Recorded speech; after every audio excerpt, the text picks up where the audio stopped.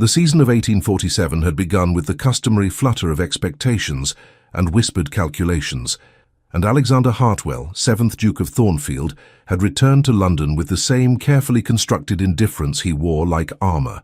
He was 38, possessed of an ancient title, considerable estates in Derbyshire and Kent, and a reputation that preceded him into every drawing-room with the weight of unspoken judgment.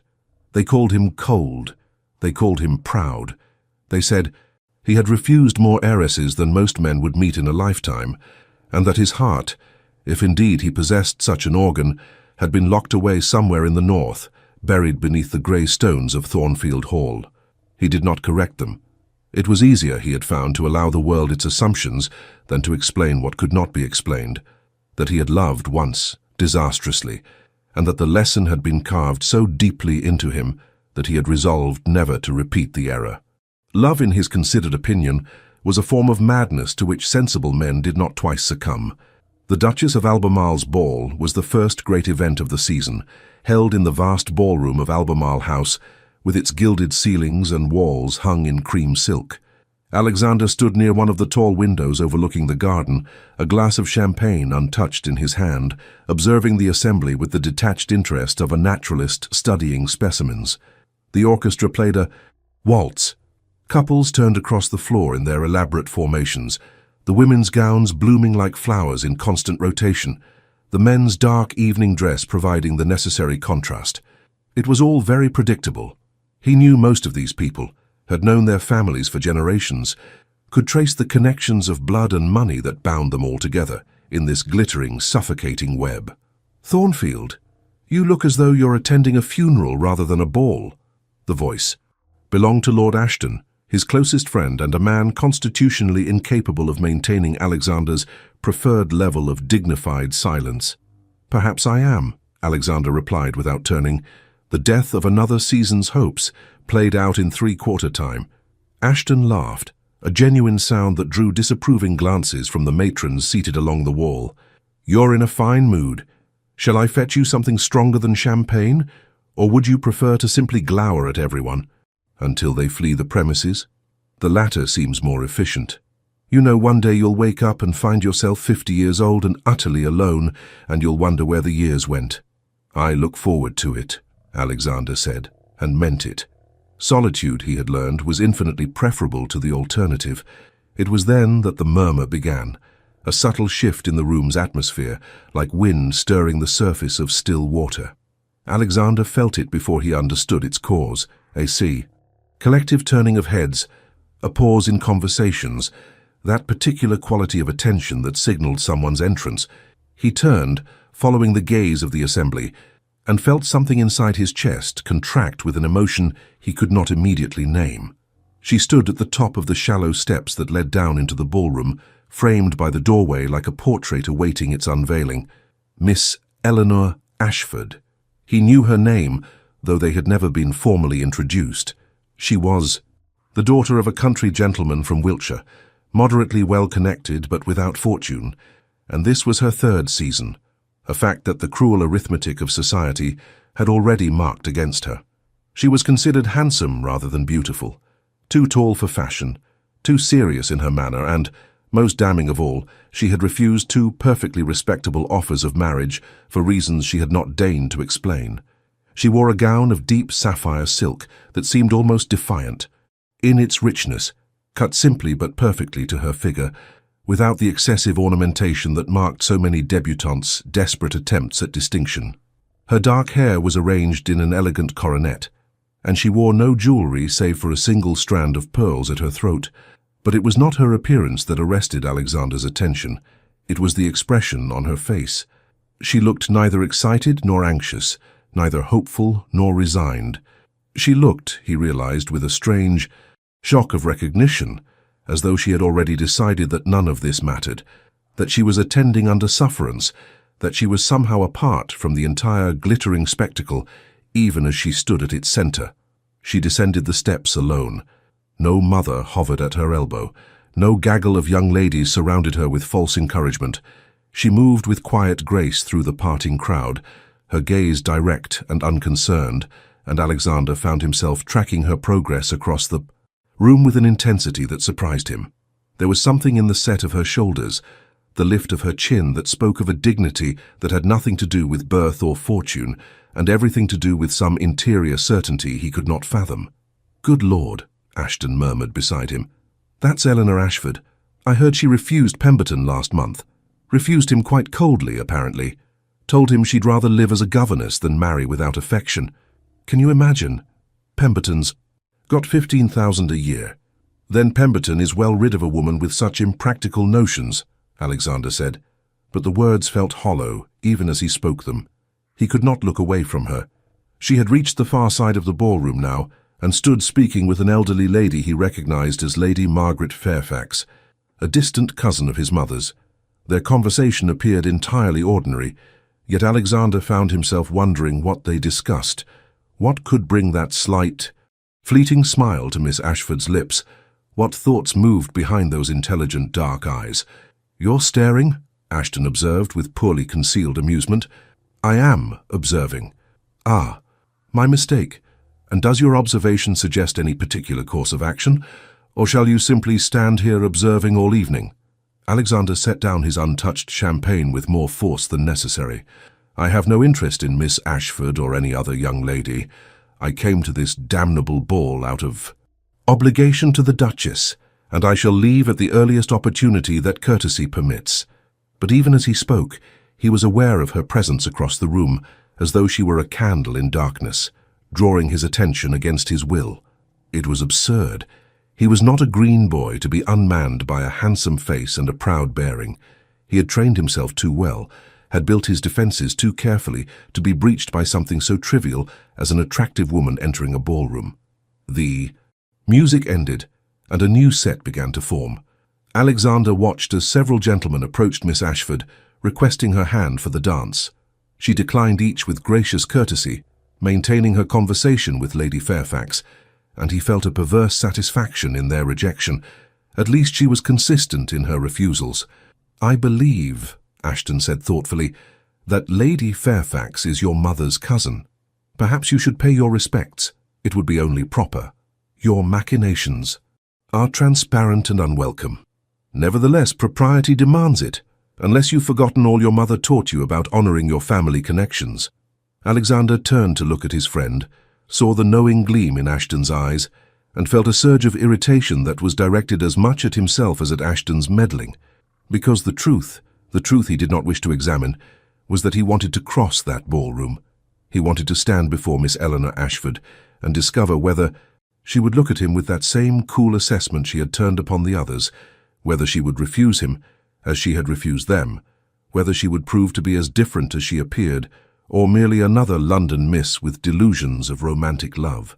"Damn you," he said quietly, and began walking before he could reconsider. The crowd parted for him. They always did.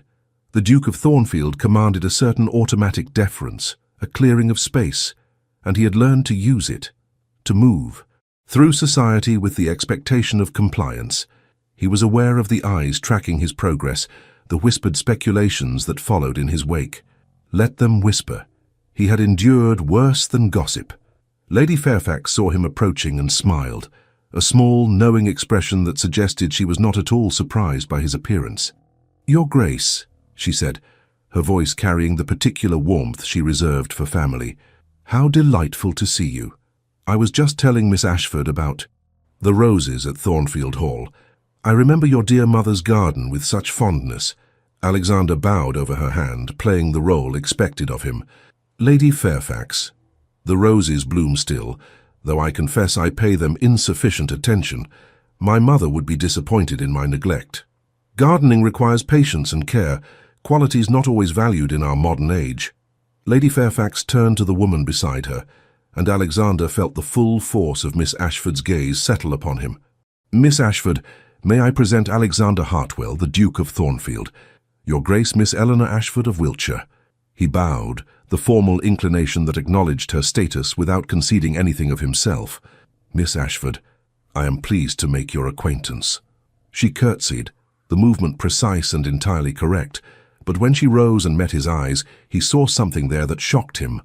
Recognition, not of his person, they had never met, but of something else, as though she saw through the careful construction of his manner to the deliberate distance beneath, and found it neither impressive nor intimidating. Her eyes were grey, he realized, not brown, as he had thought from across the room. Grey like winter skies over Derbyshire, and just as unreadable. "Your Grace," she said, her voice low and clear, "the pleasure is mine." The formula of courtesy, spoken without enthusiasm.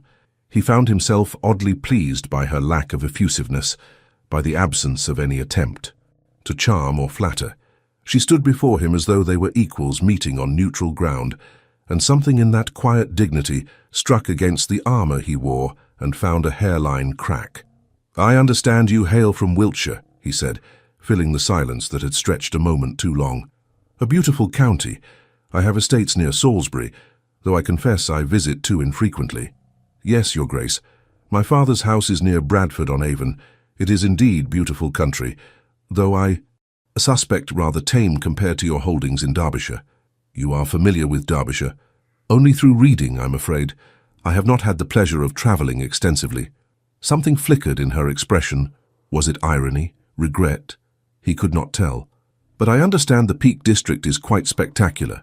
"It is wild," he heard himself say. "Unforgiving. Not to everyone's taste." "Perhaps that is its virtue," she replied, and he felt that contraction in his chest again, as though something had shifted and would not return to its original position. Things that demand nothing of us rarely prove worth the having.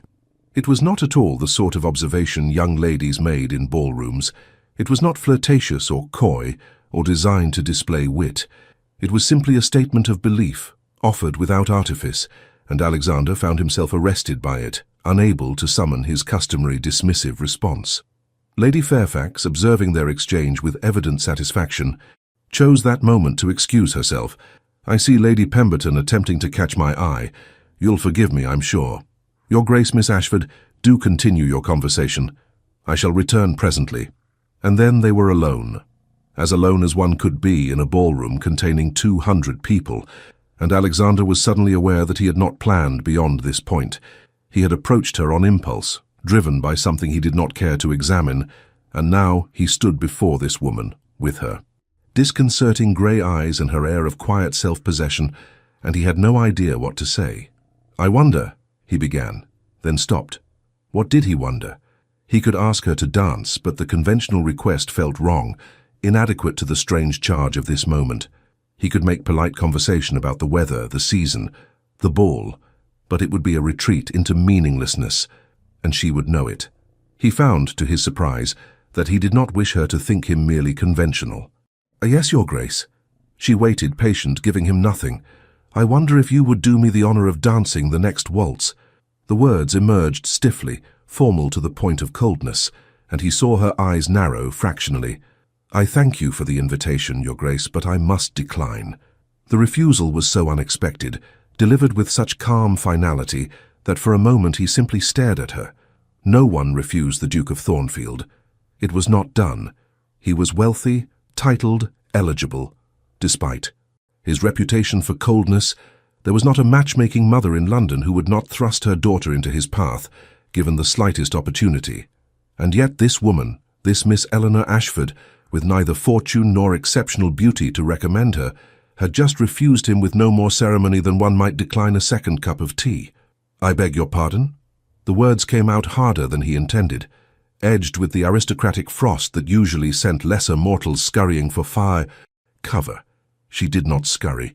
She met his gaze steadily, and he thought he detected a glimmer of something.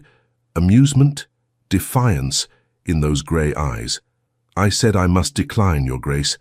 I do not wish to dance this evening. You have refused several gentlemen tonight." He should not have said it. It was ungracious, perilously close to rude, but something in her manner had breached his control, and the words emerged before he could reconsider. "I have," she agreed, without the slightest hint of apology. "And I have refused them all for the same reason. I did not wish to dance with them. I apply the same standard to dukes as to younger sons. I hope you will forgive my lack of discrimination." There was something devastating in the way she said it, not cruel, not mocking, but with a quiet conviction that suggested she found his title as irrelevant as yesterday's newspaper. Alexander felt a surge of anger, sharp and bright, and beneath it, something else he would not name. How dare she? How dare this country nobody with her third season and her philosophical observations dismiss him as though he were no more consequential than any of the other men circling this ballroom like sharks in shallow water? "Then I shall not detain you further, Miss Ashford." He bowed, the gesture clipped and cold. "I wish you a pleasant evening, and I you, Your Grace." She curtsied, perfect in form, and when she rose her expression had not changed at all. She was not flustered, not embarrassed, not triumphant. She simply was, self-contained and certain, and Alexander turned and walked away, feeling as though he had lost an encounter he had not known he was fighting. He found Ashton still standing by the window, making no effort to conceal his grin. "That went well, I see." "Be silent. Refused you, did she? Good God, that's magnificent. I don't think I've ever seen you actually rebuffed before. You're usually the one doing the refusing."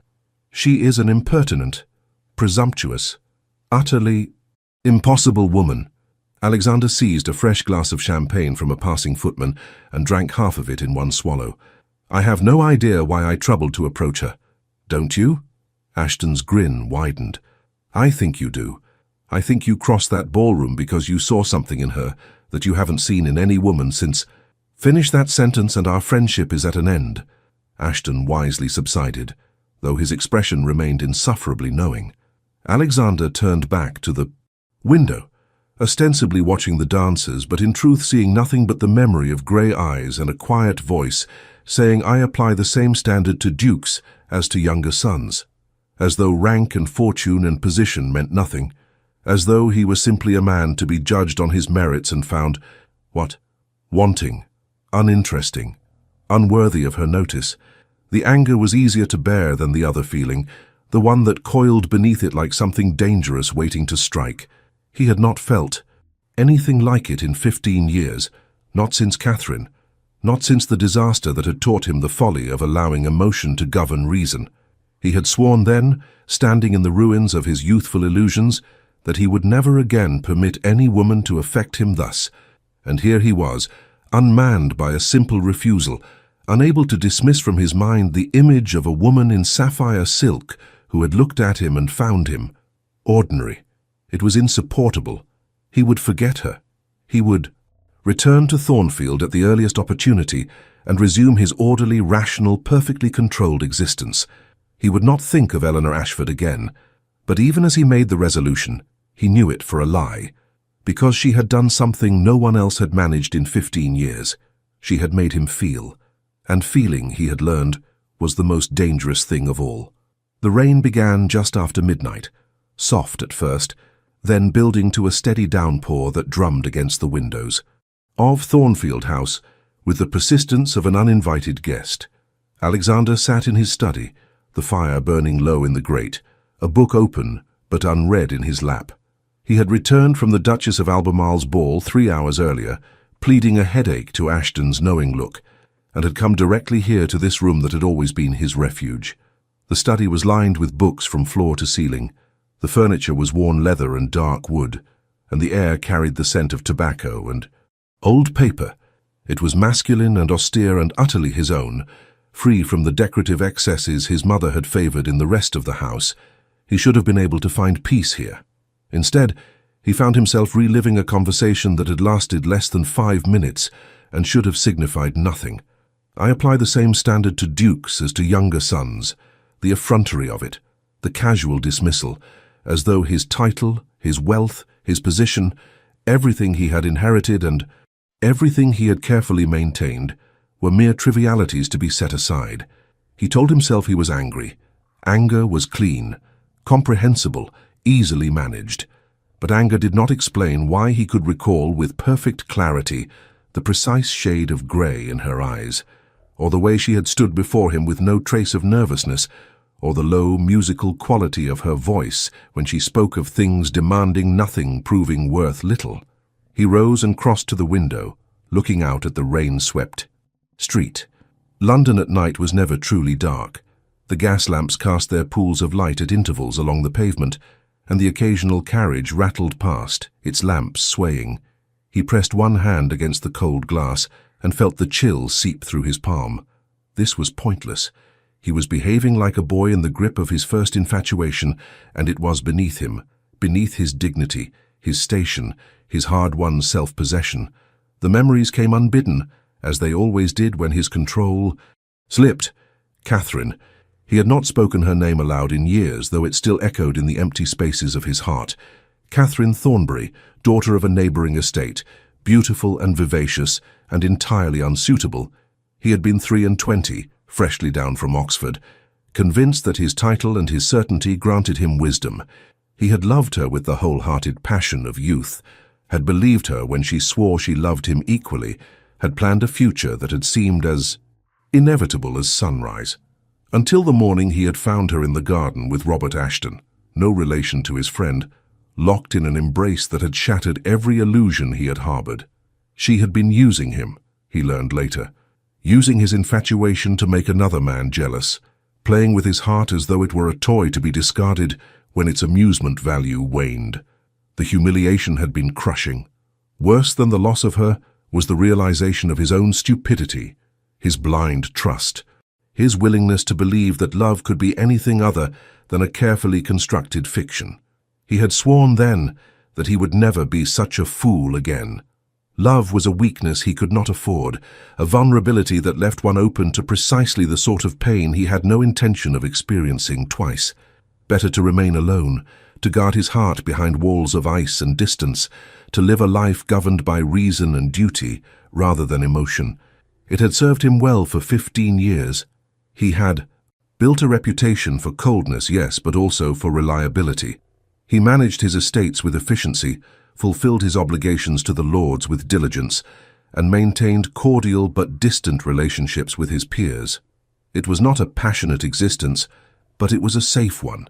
And now this inexplicable preoccupation with a woman who had refused him, who had looked at him with eyes that seemed to see through all his careful defenses to the emptiness beneath. It was not love. He barely knew her. But it was something equally dangerous, curiosity laced with a thread of unwilling admiration. She had courage, this Miss Ashford, to stand before a duke and refuse him without fear or apology. She had principles that apparently outweighed social ambition, and she had something else, something he had glimpsed in that brief exchange, a loneliness that mirrored his own. He recognized it because he had worn it so long he no longer noticed its weight. But seeing it in her had been like looking in a mirror he had not known existed. She had entered that ballroom alone, stood apart from the glittering crowd, and seemed entirely content with her solitude, or perhaps not content, perhaps resigned, as he was resigned, to the impossibility of connection in a world that valued appearances above all else. "This is madness," he said aloud to the empty room. His voice sounded strange in the silence, hoarse and uncertain. He turned from the window and returned to his chair, but he did not pick up his book. Instead, he sat staring into the dying fire, watching the flames flicker and fade, and allowed himself a moment of brutal honesty. He wanted to see her again, wanted to discover whether that impression of depth and dignity was real or merely his imagination grafting meaning onto a chance encounter, wanted to hear her speak again in that low, thoughtful voice, to see whether she would continue to treat him with the same indifference that had so thoroughly unsettled him. It was an impulse he should resist, a wanting he should not permit himself, because it led nowhere but to the sort of complication he had spent 15 years avoiding. But he had never been a coward. Whatever his faults, and he knew them well, cowardice was not among them. If he wished to see Miss Eleanor Ashford again to satisfy this curiosity and put it to rest, then he would do so. He would approach it rationally, as he approached everything, and once he had proved to himself that she was merely another woman with no particular claim to his notice, he would be free to resume his ordered existence. The rain intensified, lashing against the windows with renewed fury, and Alexander rose to ring for his man. Tomorrow he would make inquiries. He would learn more about Miss Ashford, her family, her circumstances, her history. Knowledge was power, and information would arm him against this unsettling vulnerability. Then he would contrive another meeting, one where he controlled the circumstances, and he would demonstrate to himself that his fascination was nothing more than the novelty of rejection. It was a reasonable plan, logical, sound.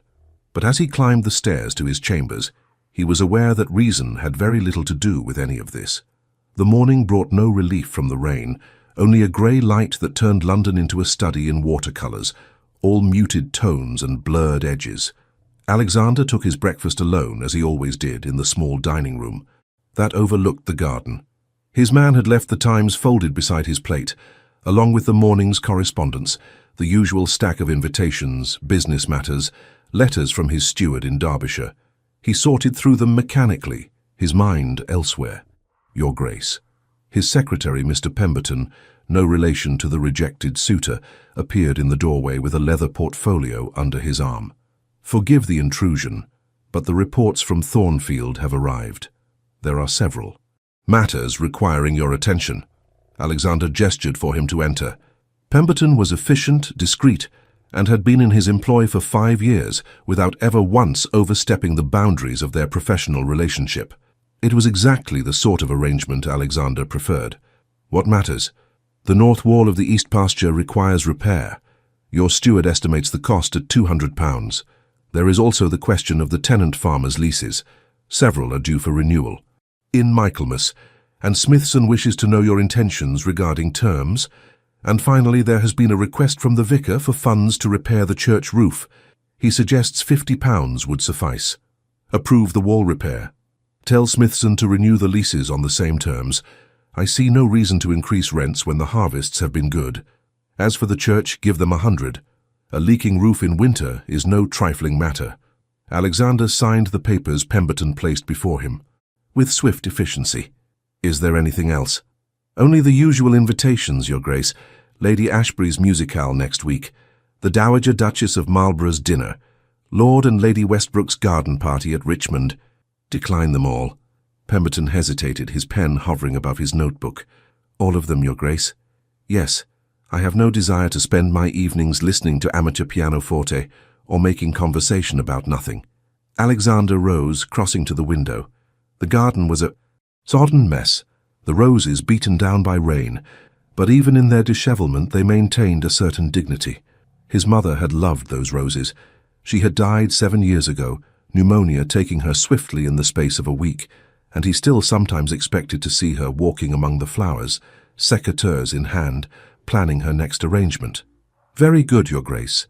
Although, Pemberton paused delicately, I should mention that Lady Fairfax has also sent an invitation, a small gathering at her home Thursday next. She specifically mentioned hoping for your attendance. Alexander turned. Lady Fairfax, his mother's cousin. She had been kind to him after Catherine, had never asked questions or offered unwanted sympathy, had simply accepted his transformation into the cold Duke of Thornfield without comment. He owed her the courtesy of his presence, however much he wished to avoid further social obligations. Very well. Accept Lady Fairfax's invitation. Decline the others. Of course, Your Grace. Pemberton made a note, then ventured carefully. If I may say so, sir, Lady Fairfax's gatherings are generally quite intimate. No more than 20 guests. She has excellent taste in company. Meaning? Meaning she does not invite bores or gossips. You might find the evening less tedious than you anticipate. Alexander studied his secretary with narrowed eyes. There was something in Pemberton's tone, a hint of knowledge not freely shared, that made him suspicious. Do you know something about Lady Fairfax's guest list that I do not? I would never presume to gossip, Your Grace. That is not an answer. Pemberton permitted himself the faintest smile. No, Your Grace, it is not. The insolence was so mild, so perfectly calibrated to remain just within the bounds of propriety, that Alexander found himself fighting an unwilling urge to laugh. Pemberton, he reflected, was entirely too clever for his own good. You may go. And Pemberton— Yes, Your Grace? I would not wish you to presume to gossip. However, if you should happen to learn anything about the family of a Miss Eleanor Ashford of Wiltshire, information that might come to your attention through entirely proper channels, I would not be averse to hearing it. Pemberton's expression did not change, but something flickered in his eyes, satisfaction perhaps, or vindication.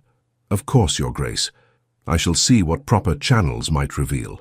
When he had gone, Alexander returned to the window and stood watching the rain.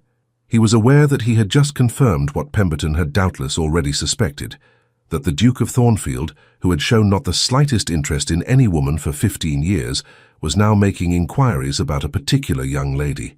It would be all over his household by evening, and from there it would spread through the network of servants' gossip that connected every great house in London like an invisible web.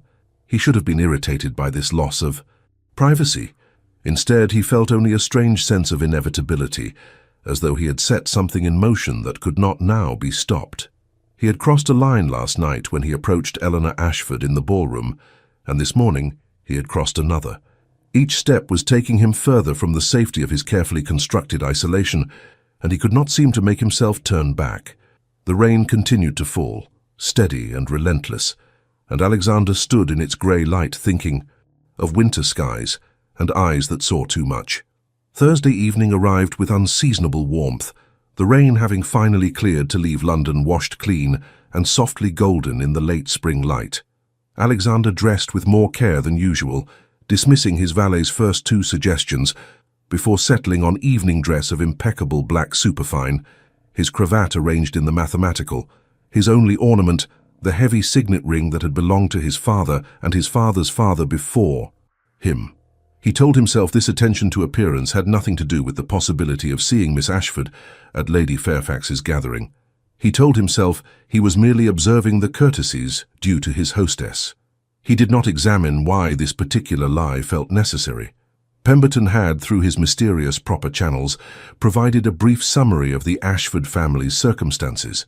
Eleanor was the only surviving child of Thomas Ashford, a gentleman of modest means whose estate brought in perhaps 1,500 a year.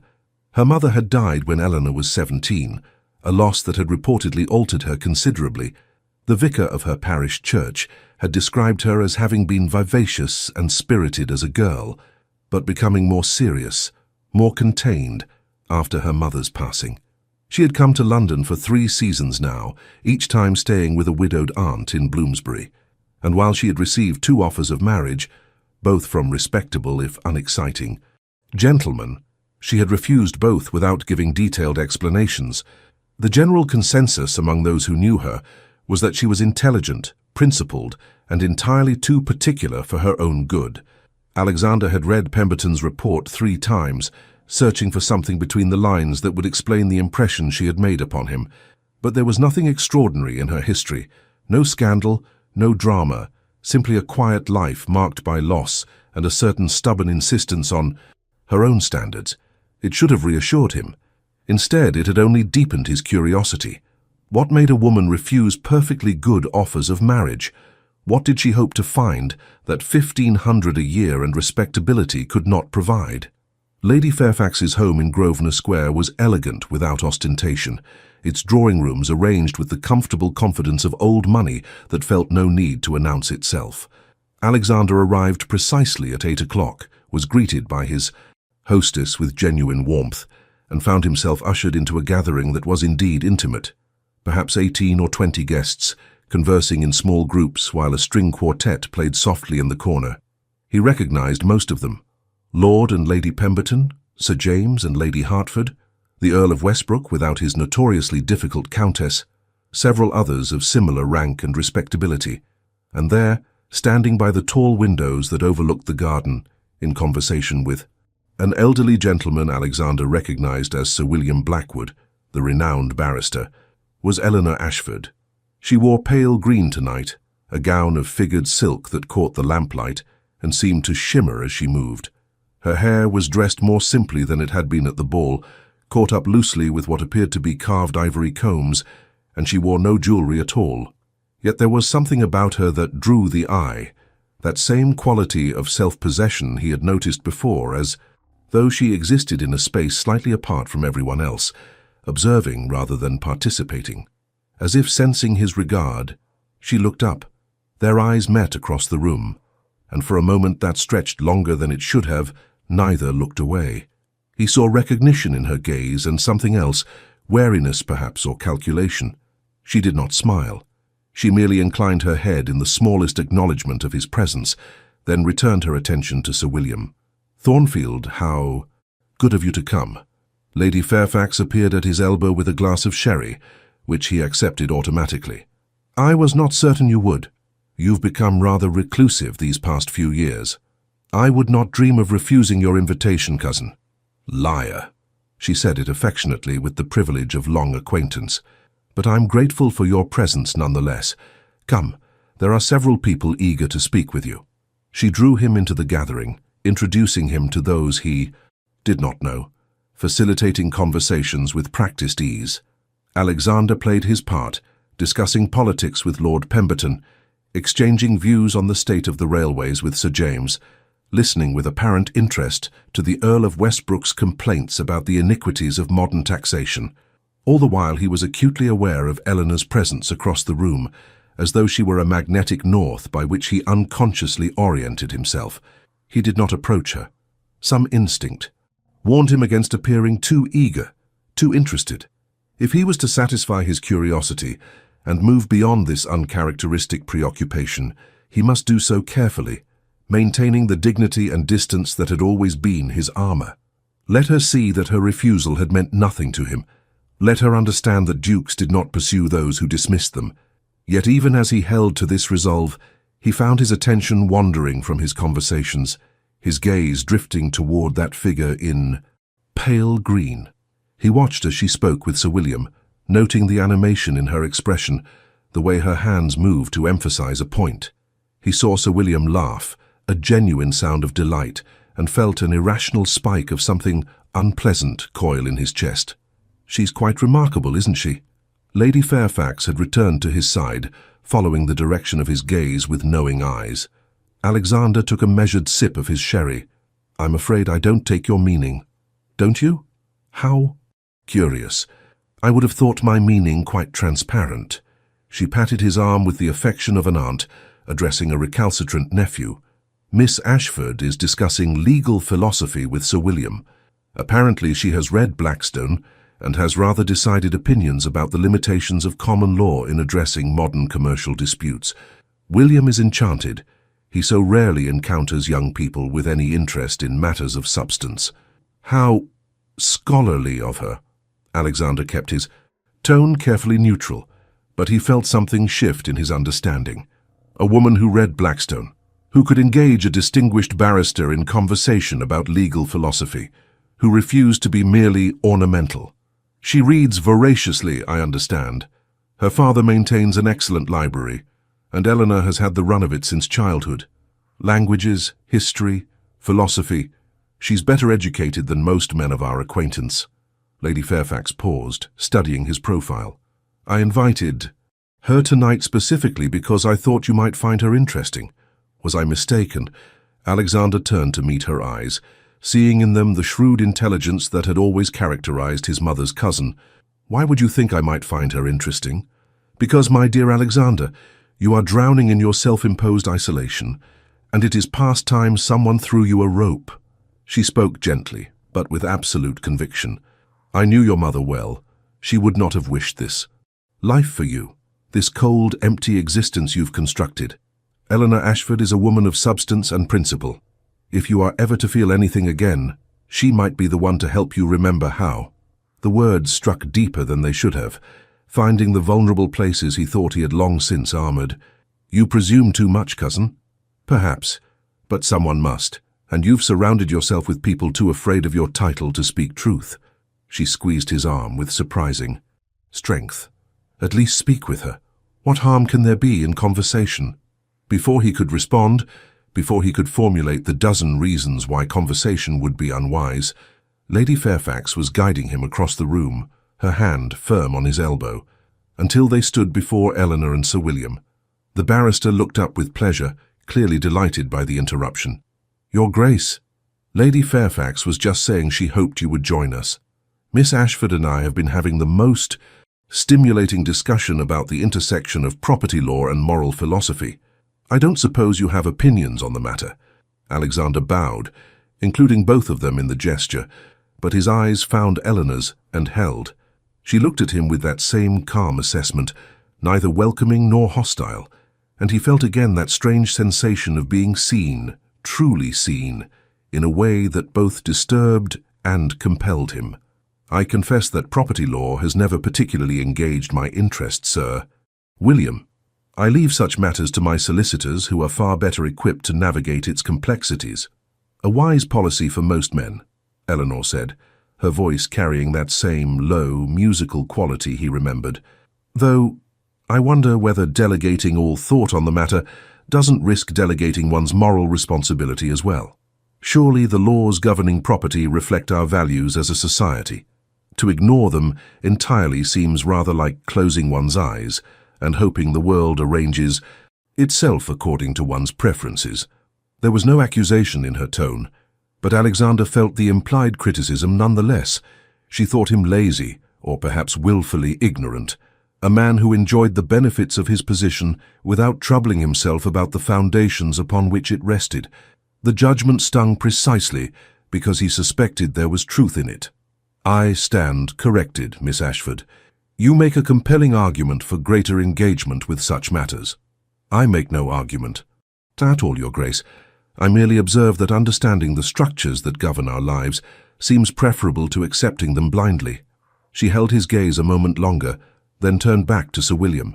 "You were saying, Sir William, about the case of Mitchell versus Reynolds." The barrister launched into an explanation that was doubtless fascinating to those with legal interests, but Alexander found himself unable to focus on the words. He was too aware of Eleanor standing less than 2 feet away, the subtle scent of lavender that seemed to cling to her, the precise angle of her profile as she listened, with evident interest, to Sir William's exposition. She had dismissed him, again, politely, without overt rudeness, but dismissed him nonetheless, and he found, to his profound irritation, that this only made him more determined to secure her attention. "If you will excuse me," he said abruptly, interrupting Sir William mid-sentence. "I see Lord Pemberton attempting to catch my eye." "Lady Fairfax, Sir William, Miss Ashford." He bowed and withdrew before anyone could respond, feeling Eleanor's gaze follow him across the room like a physical touch. He needed air. He needed space to think, to master this unsettling agitation that seemed to grow stronger rather than weaker the more he encountered her. He made his excuses to Lord Pemberton, who had not in fact been attempting to catch his eye, and escaped to the terrace that ran along the back of the house. The evening was warm, the air soft with the promise of summer, and the garden below was fragrant with early roses. Alexander stood at the stone balustrade, gripping it with both hands, and forced himself to breathe deeply. This was absurd. He was 38 years old, a duke, a peer of the realm, a man of sense and education. He did not lose his composure over women who read Blackstone and made observations about moral philosophy, except that he was losing his composure, had already lost it, if he was honest. From the moment she had refused his bow at the Duchess's ball, something had shifted in him. Some careful equilibrium he had maintained for 15 years had tilted, and he could not seem to right it. She challenged him without trying. She looked at him and saw not a duke but simply a man, and found that man insufficient. It was maddening. It was intolerable.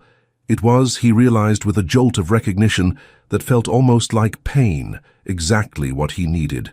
"Your Grace." He turned to find that she had followed him onto the terrace.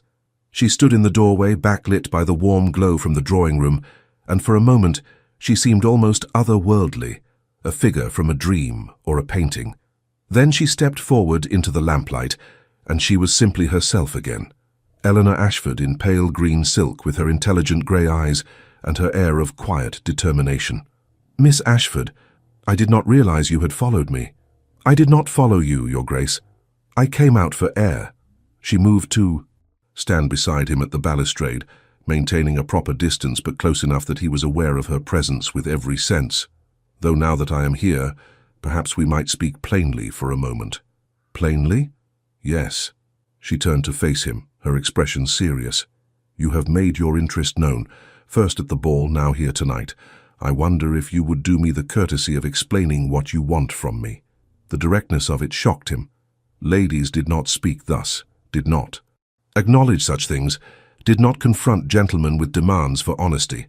They flirted and hinted and left everything wrapped in layers of acceptable ambiguity.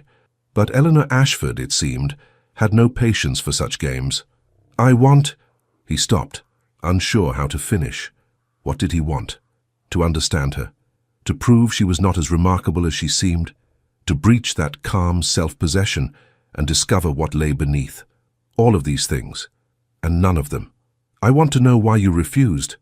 Me at the Duchess's ball." "Because I did not wish to dance with you." "That is an answer, Miss Ashford, but it is not an explanation." She studied him for a long moment, her eyes searching his face as though looking for something she was not certain she would find. Finally she said, "Very well, I refused you because I saw in your manner the same thing I have seen in every man who has approached me this season. An expectation of compliance. You did not ask whether I might wish to dance with you. You assumed I would be grateful for the honor of your attention, and I find, Your Grace, that I have no interest in being grateful for condescension." The words were delivered without heat, but they struck like blows nonetheless. Because she was right, he had assumed, had approached her with the unconscious arrogance of a man accustomed to deference, and she had seen through it immediately. "You are correct," he said quietly. "I did assume, and I apologize for my presumption."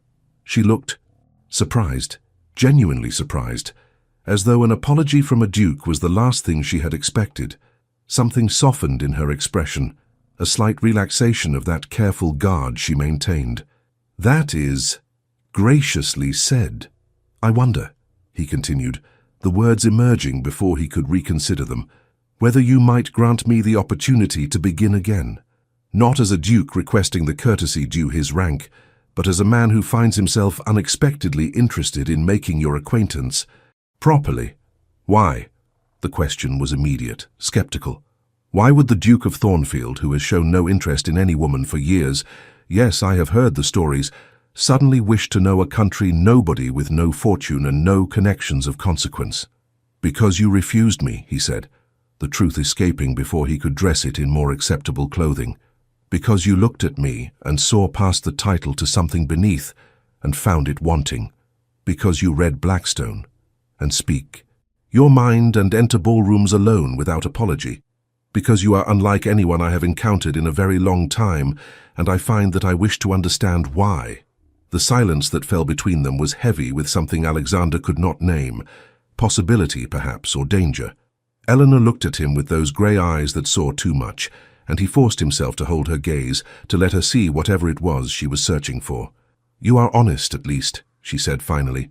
"That is something. Very well, Your Grace. I will grant you the opportunity to know me better, though I warn you that you may find the reality less intriguing than the mystery. But I have one condition, which is that you treat me not as a potential conquest or a puzzle to be solved, but as a person with her own thoughts and wishes and autonomy. I will not be collected like one of your horses or estates. If you cannot accept those terms, then we should end this conversation now and return to the drawing room as polite strangers." She was giving him an escape, offering him the chance to withdraw with dignity and tact, to retreat back into the safe coldness he had inhabited for so long. He could take it, should take it. Every rational part of his mind urged him to accept her offer and walk away from this woman who demanded more than he had thought himself capable of giving. "I accept your terms," he heard himself say. A smile ghosted across her lips, so brief he almost missed it. But in that moment she was transformed. The severity that usually marked her expression lifted, and he caught a glimpse of the vivacious girl she had been before grief and disappointment had taught her to guard herself. It took his breath. "Then we have an understanding, Your Grace." "Alexander," he said, "if we are to know one another, you should call me Alexander. That would be quite improper. You have just lectured me on treating you as a person rather than a conquest. Surely you can extend me the same courtesy and address me as something other than a title." "Very well, Alexander." She tried the name tentatively, as though testing its weight. "Though I suspect Lady Fairfax will be scandalized if she overhears." "Lady Fairfax will be delighted. She has been attempting to interfere in my affairs for years." "Then perhaps we should deny her the satisfaction of thinking she has succeeded." Eleanor turned back toward the drawing room, but paused in the doorway. "I am returning inside now. You should wait a few minutes before following, or we will set every tongue in that room wagging. I'm accustomed to being gossiped about." But I am not, and I have no wish to become the subject of speculation. She looked back at him over her shoulder. Until we meet again, Your Grace. And then she was gone, leaving him alone on the terrace with the scent of roses and the echo of his own name spoken in her voice. Alexander remained where he was, staring out at the darkening garden, trying to understand what had just happened. He had secured what he wanted, permission to pursue this acquaintance, to discover whether his fascination would survive closer knowledge, yet he felt no triumph, only a growing awareness that he had just committed himself to something far more significant than a simple courtship. She had extracted from him a promise to see her as a person, and in making that promise, he had acknowledged her as more than just another London miss, to be assessed and dismissed. He had granted her importance, had admitted that she affected him in ways he did not fully understand, and in doing so, he had given her a power over him that he had sworn never to grant to any woman. It should have terrified him. Instead, it felt almost like relief. He waited the prescribed few minutes, then returned to the drawing room to find Eleanor engaged in conversation with Lady Hertford, her expression composed and serene. She did not look at him as he entered, gave no sign that anything significant had passed between them. But Alexander knew, and knowing, he felt the walls he had built around his heart begin, for the first time in 15 years, to crack. The following weeks established a pattern that was both exhilarating and unsettling. Alexander found himself attending events he would normally have avoided: musicals and garden parties, afternoons at the British Museum, a lecture at the Royal Society on the geological formation of the Derbyshire Peaks.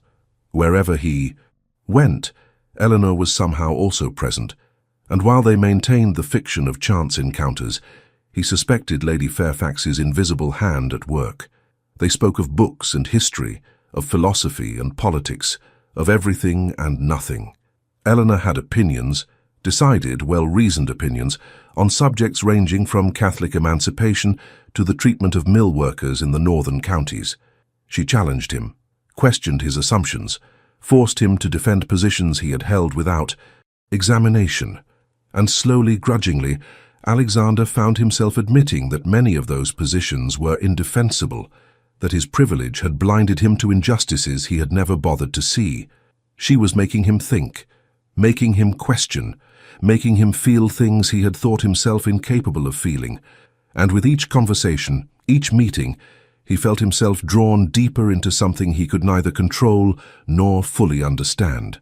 It was after a concert at Hanover Square that he first felt the sharp edge of jealousy cut through his composure. They had attended separately, propriety demanded it, but had somehow ended standing together during the interval, discussing the merits of Mozart versus Beethoven. Eleanor favored Beethoven, arguing for the revolutionary passion of his compositions. Alexander had been defending Mozart's classical perfection when a voice interrupted. "Miss Ashford, what a delight to see you here." Alexander turned to find a tall, fair-haired man approaching, with the confident stride of one who expected to be welcomed. He was perhaps 30, well-dressed, with the easy charm of someone accustomed to social success, and the way he looked at Eleanor, with open admiration and possessive familiarity, made Alexander's hands curl into fists at his sides. "Mr. Whitmore," Eleanor said, her tone polite but noticeably cooler than it had been a moment before. "I did not realize you were in London. Returned last week from my father's estates in Hampshire. The old man insists I learn the business of managing the property, tedious as it is." Whitmore's gaze flicked briefly to Alexander, dismissing him as irrelevant, then returned to Eleanor. "I've been hoping to call upon you. Your aunt mentioned you're still residing in Bloomsbury?" "I am, but I'm afraid I have been much occupied with engagements. It would be difficult to arrange a convenient time." "Surely not so difficult as all that. We are old friends, after all." Whitmore moved closer, his body, language excluding Alexander entirely. "I've been thinking a great deal about our last conversation before you left Wiltshire. I believe there were things left unsaid between us." Alexander watched Eleanor's expression shudder, her spine straightening almost imperceptibly. "I believe we said all that needed saying, Mr. Whitmore. I made my position quite clear. Positions can change, Miss Ashford. Hearts can soften. I remain hopeful that with time..." Mr. Whitmore, Alexander interrupted, his voice cutting through the man's presumption with ducal frost. I do not believe we have been introduced. I am Thornfield. The effect was immediate. Whitmore straightened, colour rising in his cheeks as he realized he had been ignoring a duke. Your Grace, forgive me, I did not, that is, I am Charles Whitmore, at your service. Whitmore? Alexander acknowledged him with the barest inclination of his head, then turned deliberately back to Eleanor. Miss Ashford, you were saying about Beethoven's Ninth Symphony? I find your argument compelling and would enjoy hearing your further thoughts. It was a clear dismissal, delivered with all the authority of his rank, and Whitmore had no choice but to bow and withdraw. But not before Alexander saw the flash of anger in the man's eyes, and the calculation that followed it. Here was a rival, or a former suitor more likely, given Eleanor's reaction, someone who believed he had a claim upon her attention, if not her affections. The jealousy that surged through Alexander was immediate and overwhelming. He wanted to drag Whitmore aside and demand to know the nature of his relationship with Eleanor, wanted to stand between them like a wall, forbidding the man's presumptuous familiarity, wanted to claim Eleanor as his own before all the world and dare anyone to challenge his right. Instead, he stood rigid beside her, his jaw clenched, and fought for the composure that seemed to slip further from his grasp with each passing moment. Thank you, Eleanor said quietly, once Whitmore had disappeared into the crowd. That was kind of you. Was he one of them? One of the men who proposed? She looked up at him, surprise flickering across her features. You are remarkably well informed about my private affairs, Your Grace. The title was a rebuke, a reminder that he had no right to such knowledge, no claim to such questions, but Alexander was beyond caring about propriety. Was he? Yes. She held his gaze steadily. He proposed last autumn, during a house party at his father's estate. He was kind enough, attentive, everything society would consider suitable, and I refused him because I did not love him, and could not imagine loving him. He accepted my refusal poorly, and has since convinced himself that I will reconsider given time and persistence. I will not. The declaration should have satisfied him. Instead, it only heightened his agitation, because what if she did reconsider? What if Whitmore's persistence wore down? Her resistance? What if she decided that affection was not necessary for marriage, that security and position were enough? I see, he managed. Do you? Eleanor's voice carried a note of challenge. I wonder. You look as though you wish to call him out, which would be both absurd and entirely inappropriate. We are not... She stopped, seeming to search for words. We have no understanding between us, Your Grace. You have no right to feel proprietary. I am aware of that. The words came out, harsher than he intended. Forgive me, I am not accustomed to... To what? To feeling, to caring? To the savage pleasure he had taken in dismissing Whitmore, in claiming Eleanor's attention as his alone? I am not accustomed to jealousy. It appears I manage it poorly. The admission hung between them, raw and unguarded. Eleanor's expression softened, something like sympathy crossing her features. At least you are honest. That is more than most men would offer. Honesty seems to be all I can offer you. I find I am incapable of the games and maneuvers that govern these matters. He looked down at her, memorizing the precise shade of her eyes, the way the lamplight caught in her dark hair. I do not know what this is between us, Miss Ashford. I only know that I think of you constantly, that I seek you out in every room I enter, that the thought of Whitmore, or any man, having what I cannot, is nearly unbearable. He saw her breath catch, saw colour rise in her cheeks. For a moment, he thought she might speak, might offer him something to hold against the uncertainty that consumed him. But the interval was ending, people returning to their seats, and the moment passed. We should return inside, she said quietly. The second half is about to begin. They did not speak again that evening, but when Alexander lay in his bed that night, staring at the ceiling and trying to master the turmoil in his chest, he knew with absolute certainty that he had crossed a line from which there could be no return. He had admitted his jealousy, had spoken of his preoccupation, had shown her the cracks in his armor, the vulnerability he had sworn to protect at all costs, and she had not run, had not mocked him or dismissed his words as the foolishness they surely were. She had simply listened, and in her listening had granted him something precious, the possibility that he was not alone in this confusion, this wanting, this terrifying descent into feeling. It was too much. It was not enough, and Alexander had no idea how to navigate the space between. Summer settled over London with oppressive heat, driving those who could afford it to their country estates or to the coast. Alexander remained hostage to business in Parliament and to something he would not name, but that kept him tethered to the city where Eleanor still resided. They continued their careful dance, meetings that appeared coincidental, conversations that touched on everything, except the tension that grew more pronounced with each encounter. He had not repeated his confession from the concert, had retreated back behind the walls of courtesy and distance, but the jealousy remained, a constant ache beneath his ribs, made worse by Whitmore's continued presence in Eleanor's orbit. The man attended every event where Eleanor appeared, his persistence bordering on harassment. He brought her flowers she did not want, solicited dances she politely refused, positioned himself always within her line of sight as though his mere presence might wear down her resistance. Alexander watched with barely contained fury, unable to intervene without revealing the depth of his attachment, unwilling to compromise Eleanor's reputation by making his interest public. It was Lady Fairfax who finally provided an escape. She was hosting a small gathering at her country house in Surrey, she informed them both separately, and she would be delighted if they could attend. A weekend party, informal, with walks in the garden, and perhaps some amateur theatricals if the weather held. Eleanor accepted. Alexander, after a night of internal debate, did the same.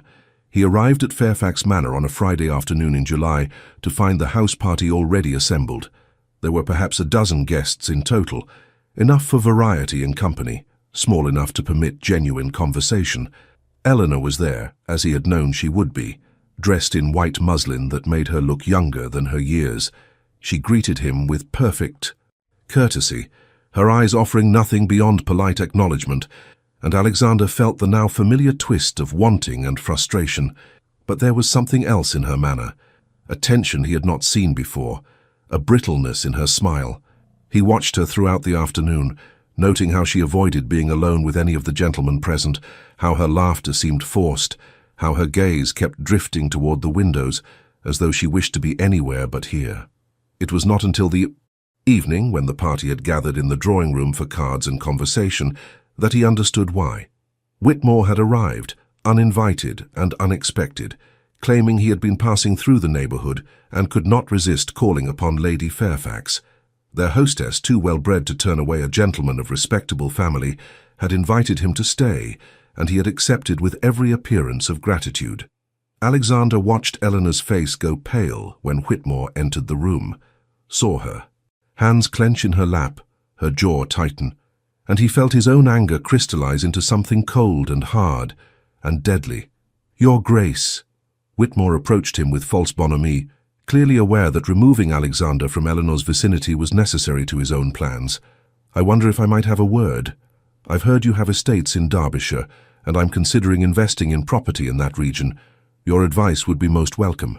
It was transparently manipulative, but refusing would have been churlish. Alexander allowed himself to be drawn aside, responding to Whitmore's inquiries with curt monosyllables while watching Eleanor over the man's shoulder. She had been cornered by Lady Hertford, who was doubtless interrogating her about marriage prospects, with the relentless curiosity of the happily wed. 20 minutes passed. 30.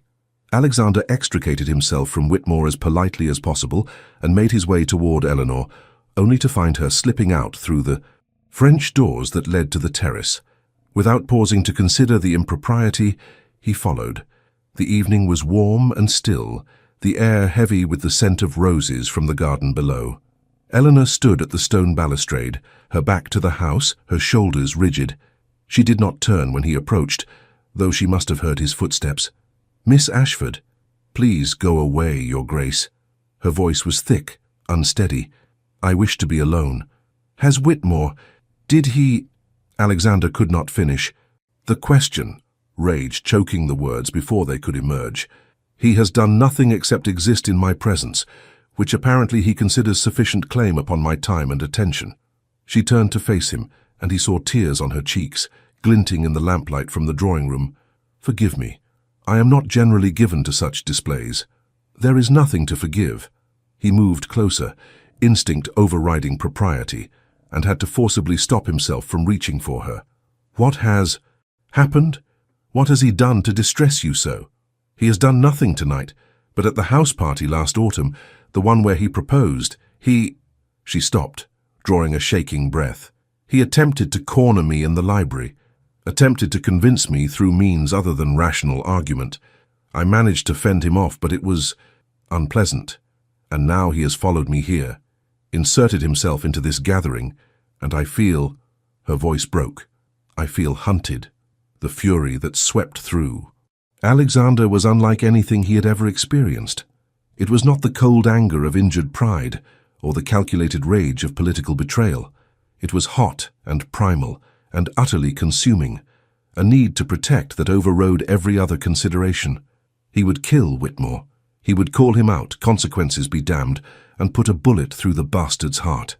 "Tell me exactly what he did." His voice was barely recognizable, rough with suppressed violence. "Tell me everything." "It doesn't." "What's the matter?" "It matters to me." Eleanor looked at him, her grey eyes searching his face, and whatever she saw there must have convinced her of his sincerity. He kissed me, against my will, held me against the bookshelves and forced himself upon me. I fought him, scratched his face, and he released me, but not before he said—" She swallowed hard. "He said that I would be grateful eventually, that women of limited prospects could not afford to be particular, that I should consider myself. Fortunate he was willing to overlook my poverty and offer me his name." The words fell into the space between them like stones into still water, and Alexander felt something inside him shatter, not break. Shattering implied violence, drama. This was quieter, more complete. The careful control he had maintained for 15 years, the walls he had built between himself and feeling, simply dissolved. Because this woman before him, this proud, intelligent, remarkable woman, had been assaulted by a man who thought his position granted him the right to her body, and Alexander had not been there to prevent it. "I will ruin him," he said softly. "I will destroy him so thoroughly that he will never again dare approach you or any other woman. I swear it to you." "No!"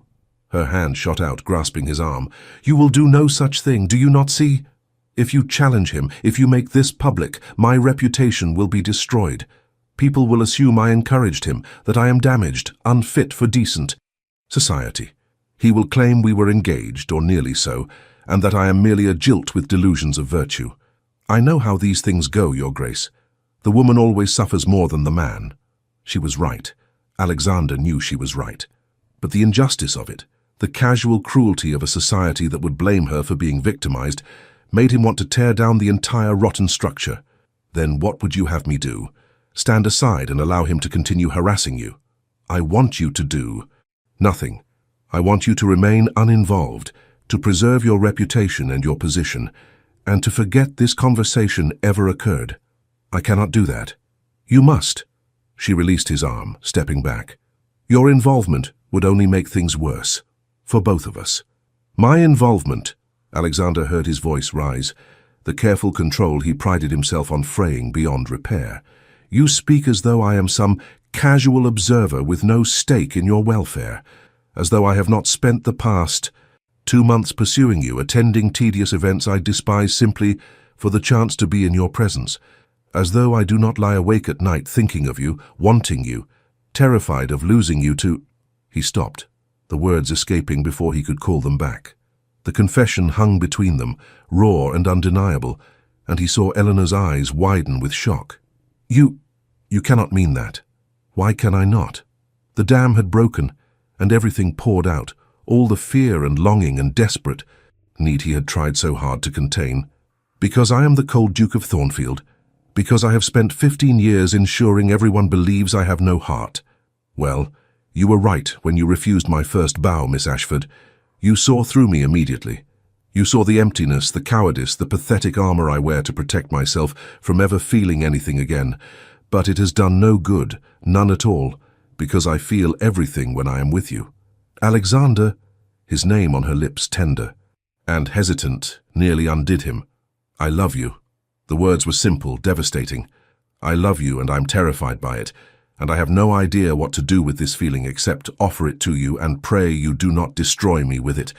But I cannot stand by and allow Whitmore to hurt you. If you will not let me challenge him, then at least let me protect you. Let me... Protect me? Something shifted in her expression, the tenderness hardening into something else. Is that what you think I... Need protection? Another man asserting his ownership? His right to control my choices? That is not what I... Is it not? She advanced on him, anger replacing tears. You speak of love, Your Grace, but what you describe sounds remarkably like possession. You want to challenge Whitmore not because I was harmed, but because you perceive an insult to something you consider yours.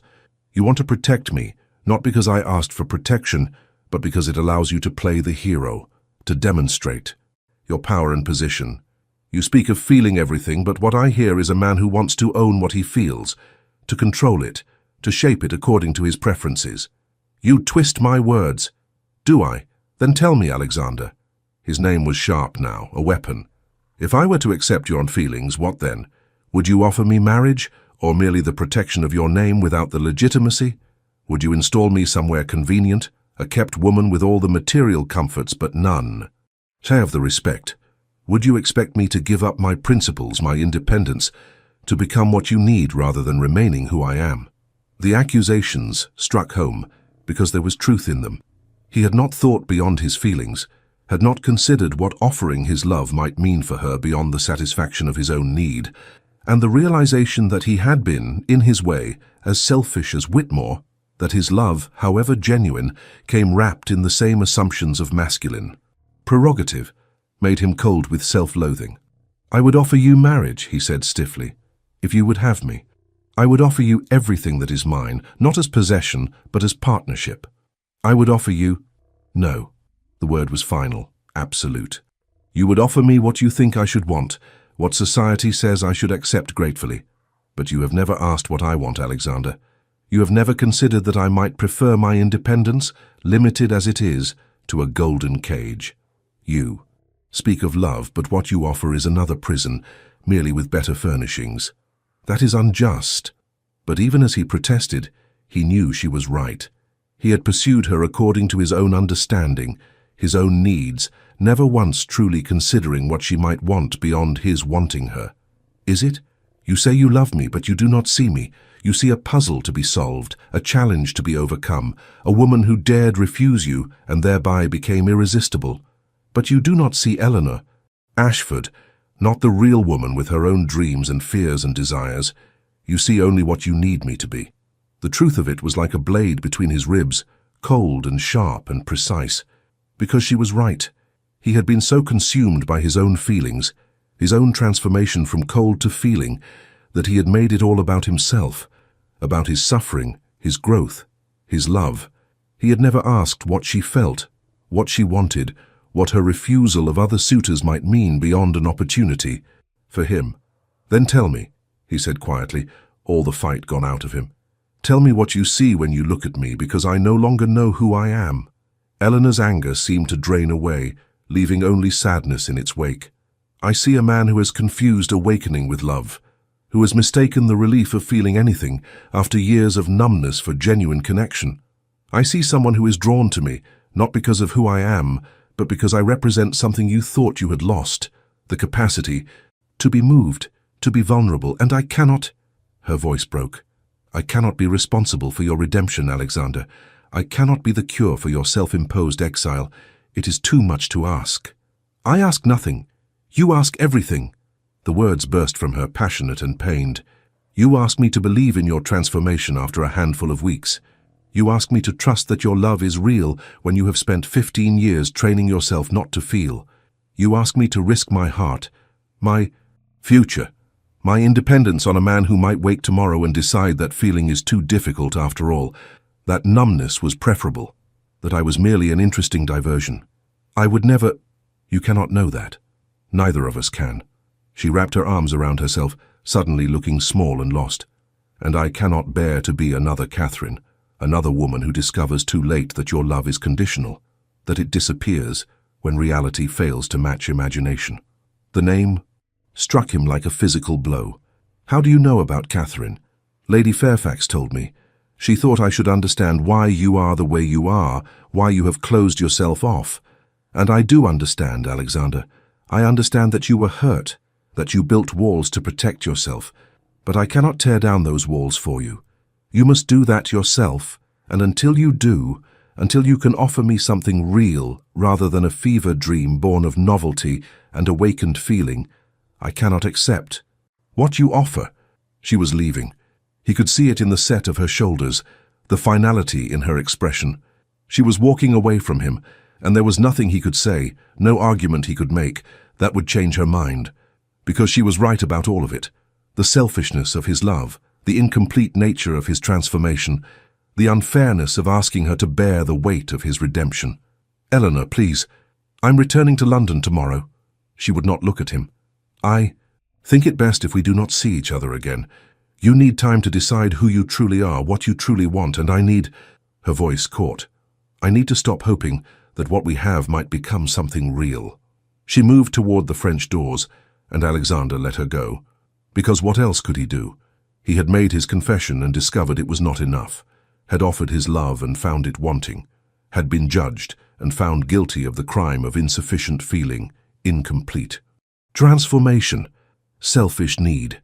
He stood alone on the terrace long after she had gone, watching the stars emerge in the darkening sky, and felt the old familiar numbness trying to creep back in.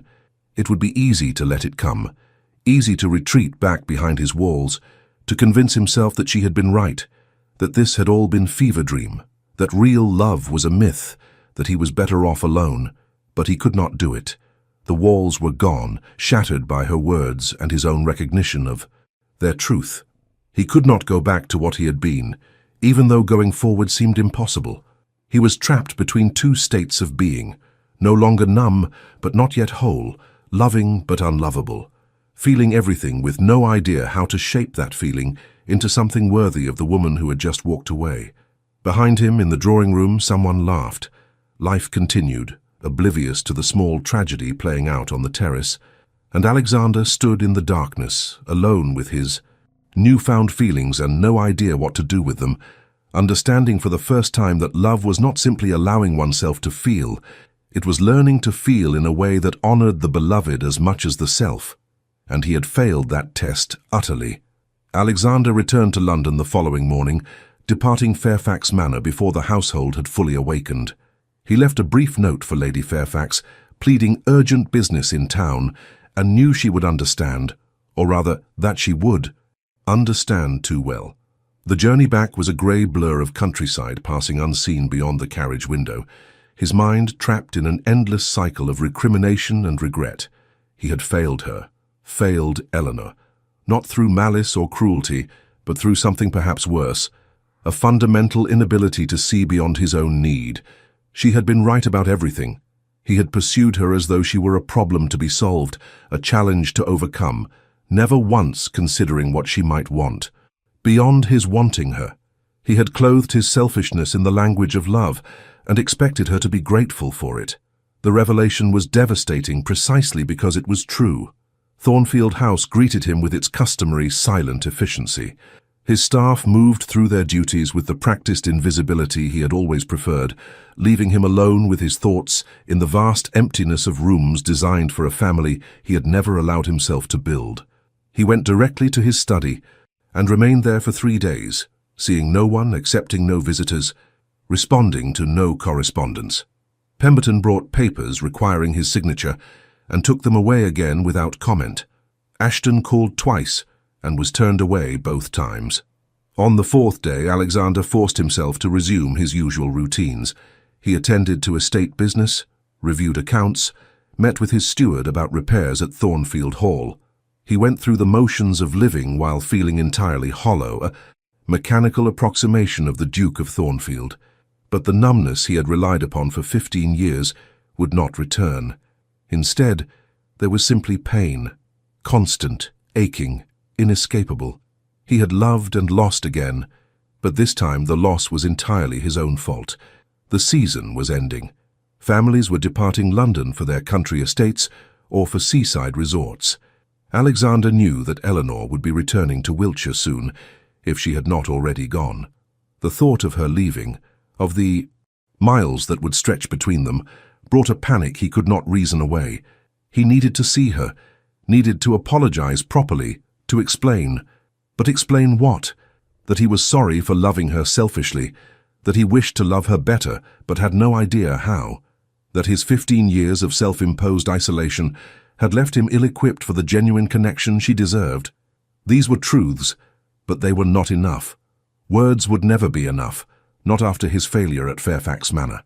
It was Ashton who finally broke through his isolation, arriving unannounced one evening and pushing past the butler with the privilege of long friendship. He found Alexander in the study, a glass of whiskey untouched at his elbow, staring at the fire. "Christ, Thornfield, you look like death." Ashton dropped into the chair opposite without invitation. "How long has it been since you've eaten? Slept? Left this damned room? Go away." "No, I've indulged your hermit tendencies long enough." Ashton leaned forward, his expression serious. "What happened in Surrey? Lady Fairfax sent word that you departed abruptly, and Miss Ashford returned to London the same day looking as though someone had died. Then you vanish for days, refusing all callers, and the servants are whispering that you've gone mad. So tell me, what happened?" Alexander took a long swallow of whiskey, feeling it burn down his throat. "I told her I loved her. And she refused me. With excellent reason." Ashton sat back, studying him with the careful attention of someone assessing damage. "She refused you because she doesn't return your feelings, or because you made a hash of it?" "The latter." Alexander set down his glass with excessive care. "I confessed my love as though it were a gift she should be grateful to receive. I offered to protect her, to solve her problems, to remake her life according to my understanding of what she needed. I made it all about myself, my feelings, my transformation, my redemption. And she saw through it immediately, saw that I was using her, however unconsciously, to fill the emptiness I had created, that I did not truly see her, but only what she represented to me. That seems rather harsh. It was entirely accurate." Alexander rose and crossed to the window, looking out at the street. Rain had begun again, the summer storm washing the city in grey. She asked what I saw when I looked at her, and I realized I could not answer. I know her opinions, her intelligence, her courage, but her dreams, her fears, her desires beyond the ones I projected onto her. I know nothing. I pursued her for weeks and learned nothing that mattered. You learned enough to love her." "Did I?" Alexander turned to face his friend. "Or did I simply love the way she made me feel, the awakening she represented? She said I confused awakening with love, and she was right. I have been numb for so long that the mere act of feeling anything seemed like a miracle. But that is not love. That is desperation dressed in finer clothing." Ashton was silent for a long moment, his expression thoughtful. Finally he said, "I think you're being unnecessarily harsh with yourself. Yes, you made mistakes. Yes, you approached this with all the finesse of a bull in a china shop. But the feelings are real, Thornfield. I've known you for 20 years, and I have never seen you like this, not even with Catherine. Perhaps that is the problem.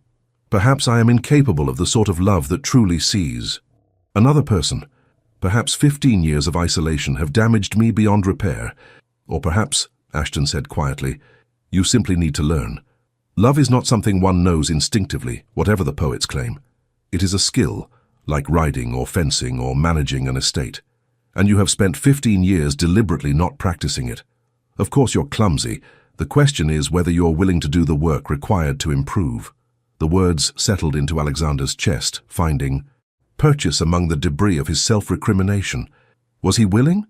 To strip away not just the walls he had built, but the fundamental selfishness that had constructed them. To learn to see Eleanor, truly see her, rather than merely experiencing his own feelings in her presence. "I don't know how," he admitted. "I don't know how to be what she needs." "Then perhaps you should ask her.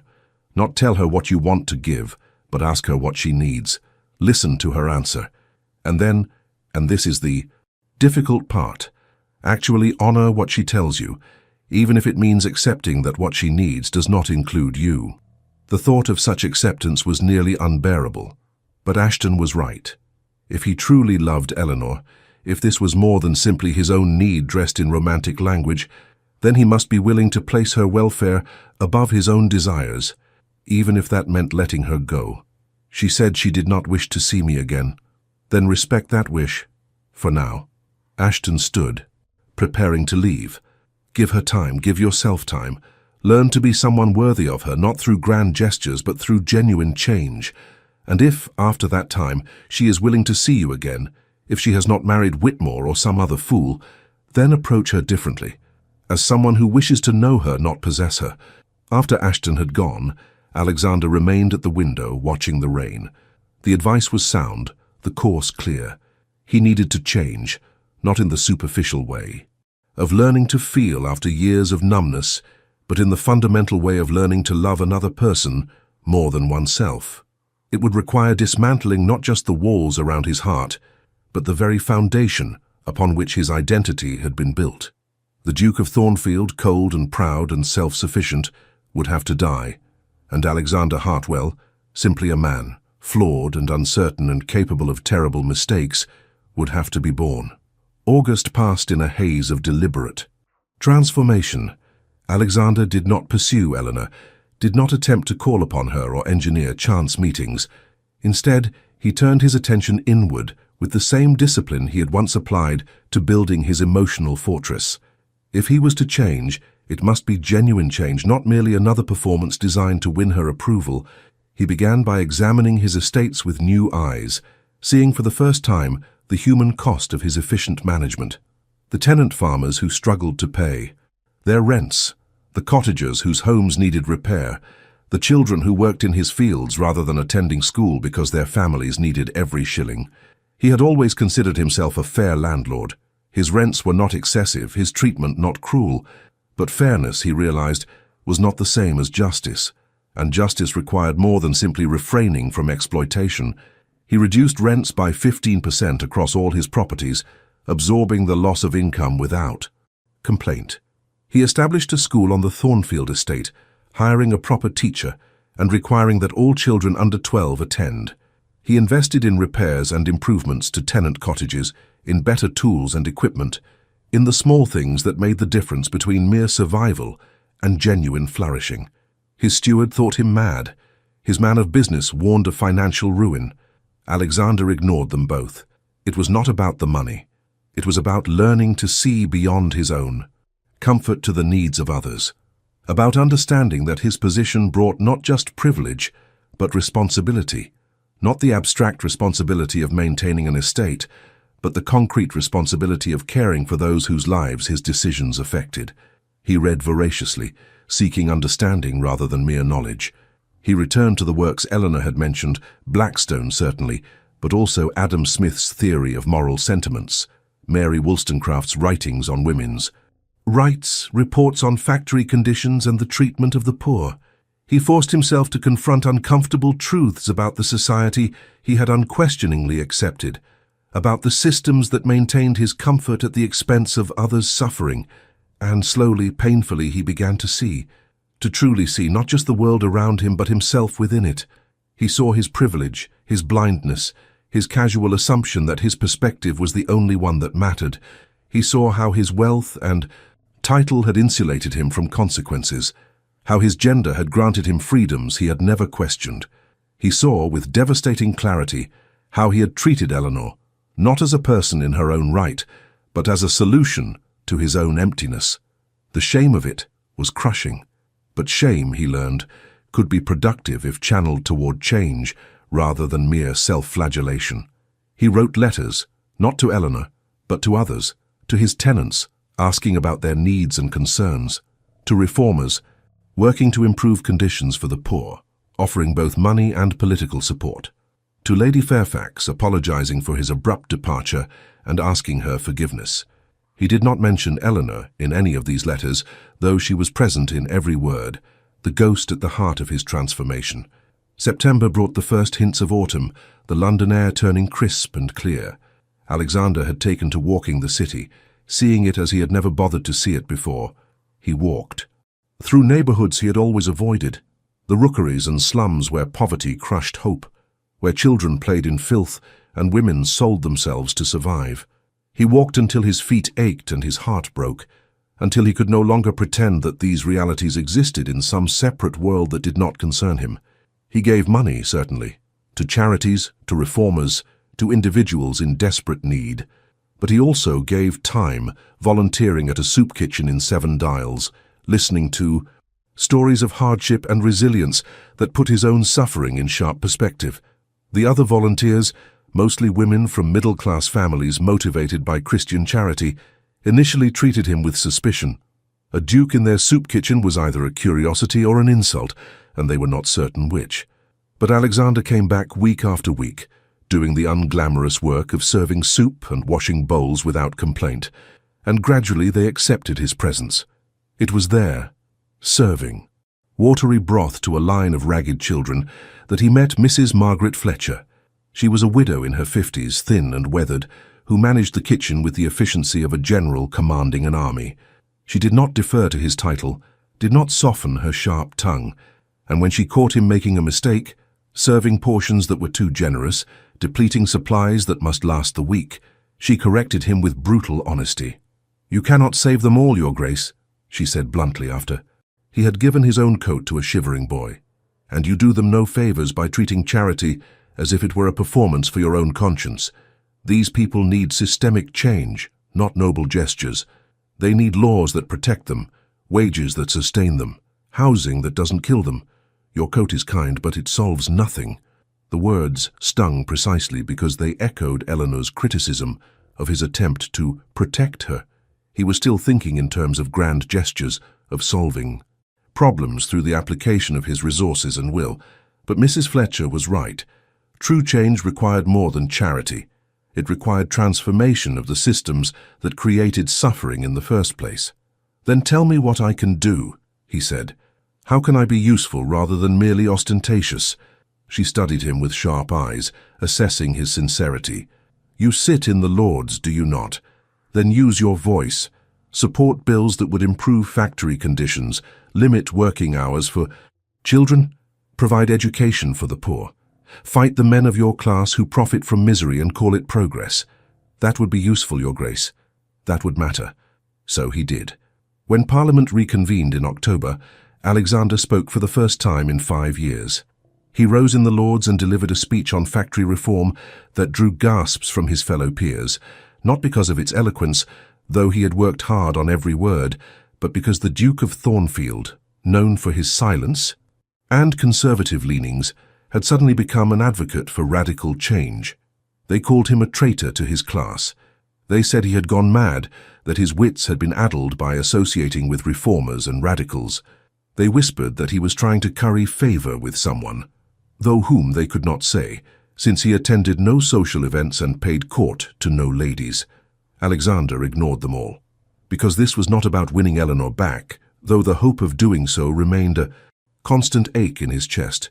This was about becoming someone worthy of having loved her, someone who could see beyond himself, who could care about injustice, not because it affected him, but because it affected others. Someone who understood that love, real love, required the capacity to place another's needs and desires above one's own.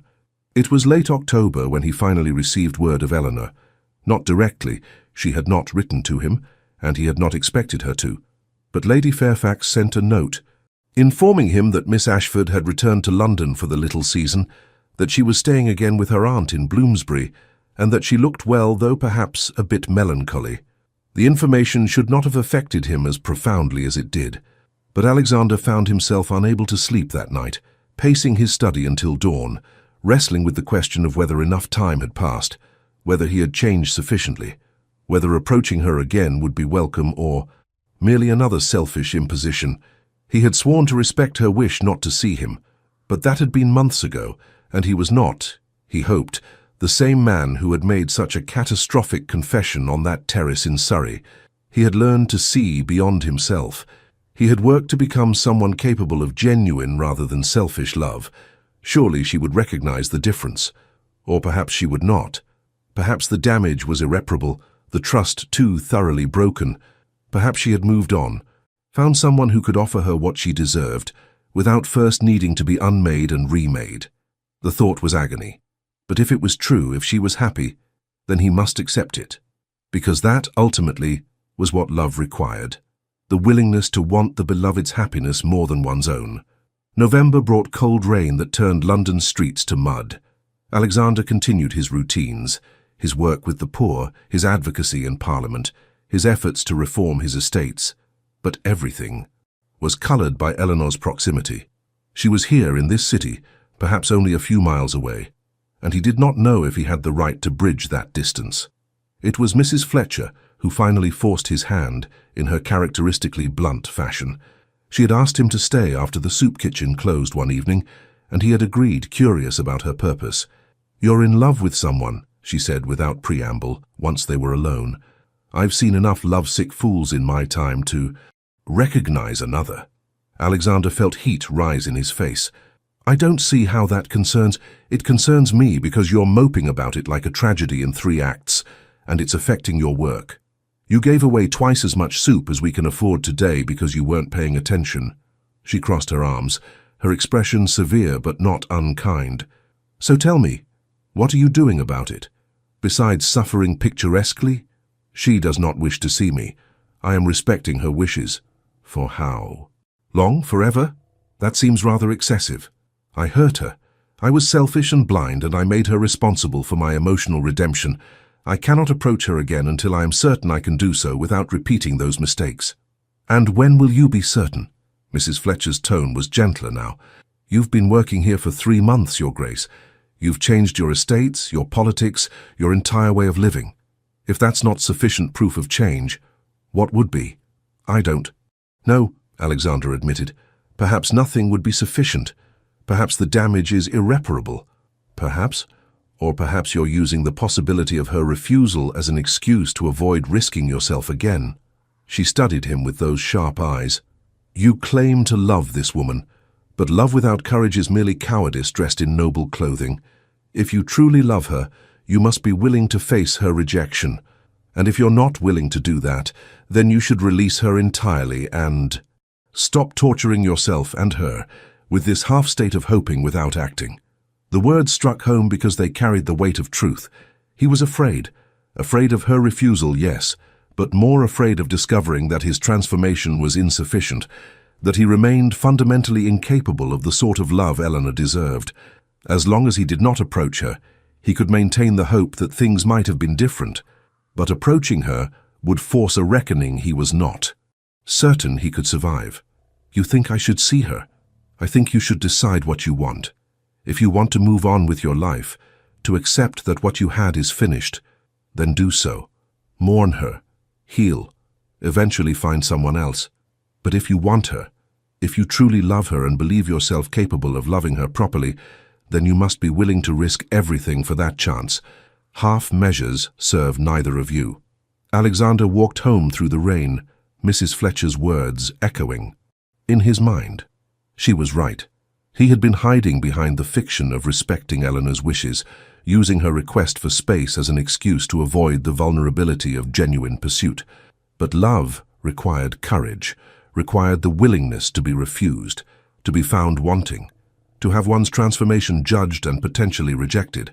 He must see her, must offer her not grand gestures or passionate declarations, but simply himself, changed, humbled, uncertain, but genuine. He must show her that he had learned to see beyond his own need, that he understood love required more than feeling, and if she refused him, if she had moved on, or could not forgive him, or simply did not love him in return, then he must accept that outcome with grace. But he must try. Because the alternative, living the rest of his life wondering what might have been, was no longer acceptable. The next morning, Alexander sat down at his desk and wrote a letter. Not to Eleanor. That would have been too much, too presumptuous. Instead, he wrote to Lady Fairfax, asking if she might arrange a meeting. A casual encounter, if possible. Tea, perhaps, or a walk in the park. Something that would not trap Eleanor or put her under obligation, but that would give him the chance to demonstrate that he had changed. Lady Fairfax's response arrived 2 days later. She would be hosting a small tea that Thursday afternoon. Miss Ashford would be in attendance. Alexander was welcome to call if he wished, though Lady Fairfax could not. Promised that Miss Ashford would be receptive to his presence. It was enough. It had to be enough. Thursday arrived cold and clear, the sky a brilliant blue that seemed to mock Alexander's nervousness. He dressed with the care of a man preparing for battle, rejected 3 cravats before settling on a simple mathematical, and departed Thornfield House with his heart beating an irregular rhythm against his ribs.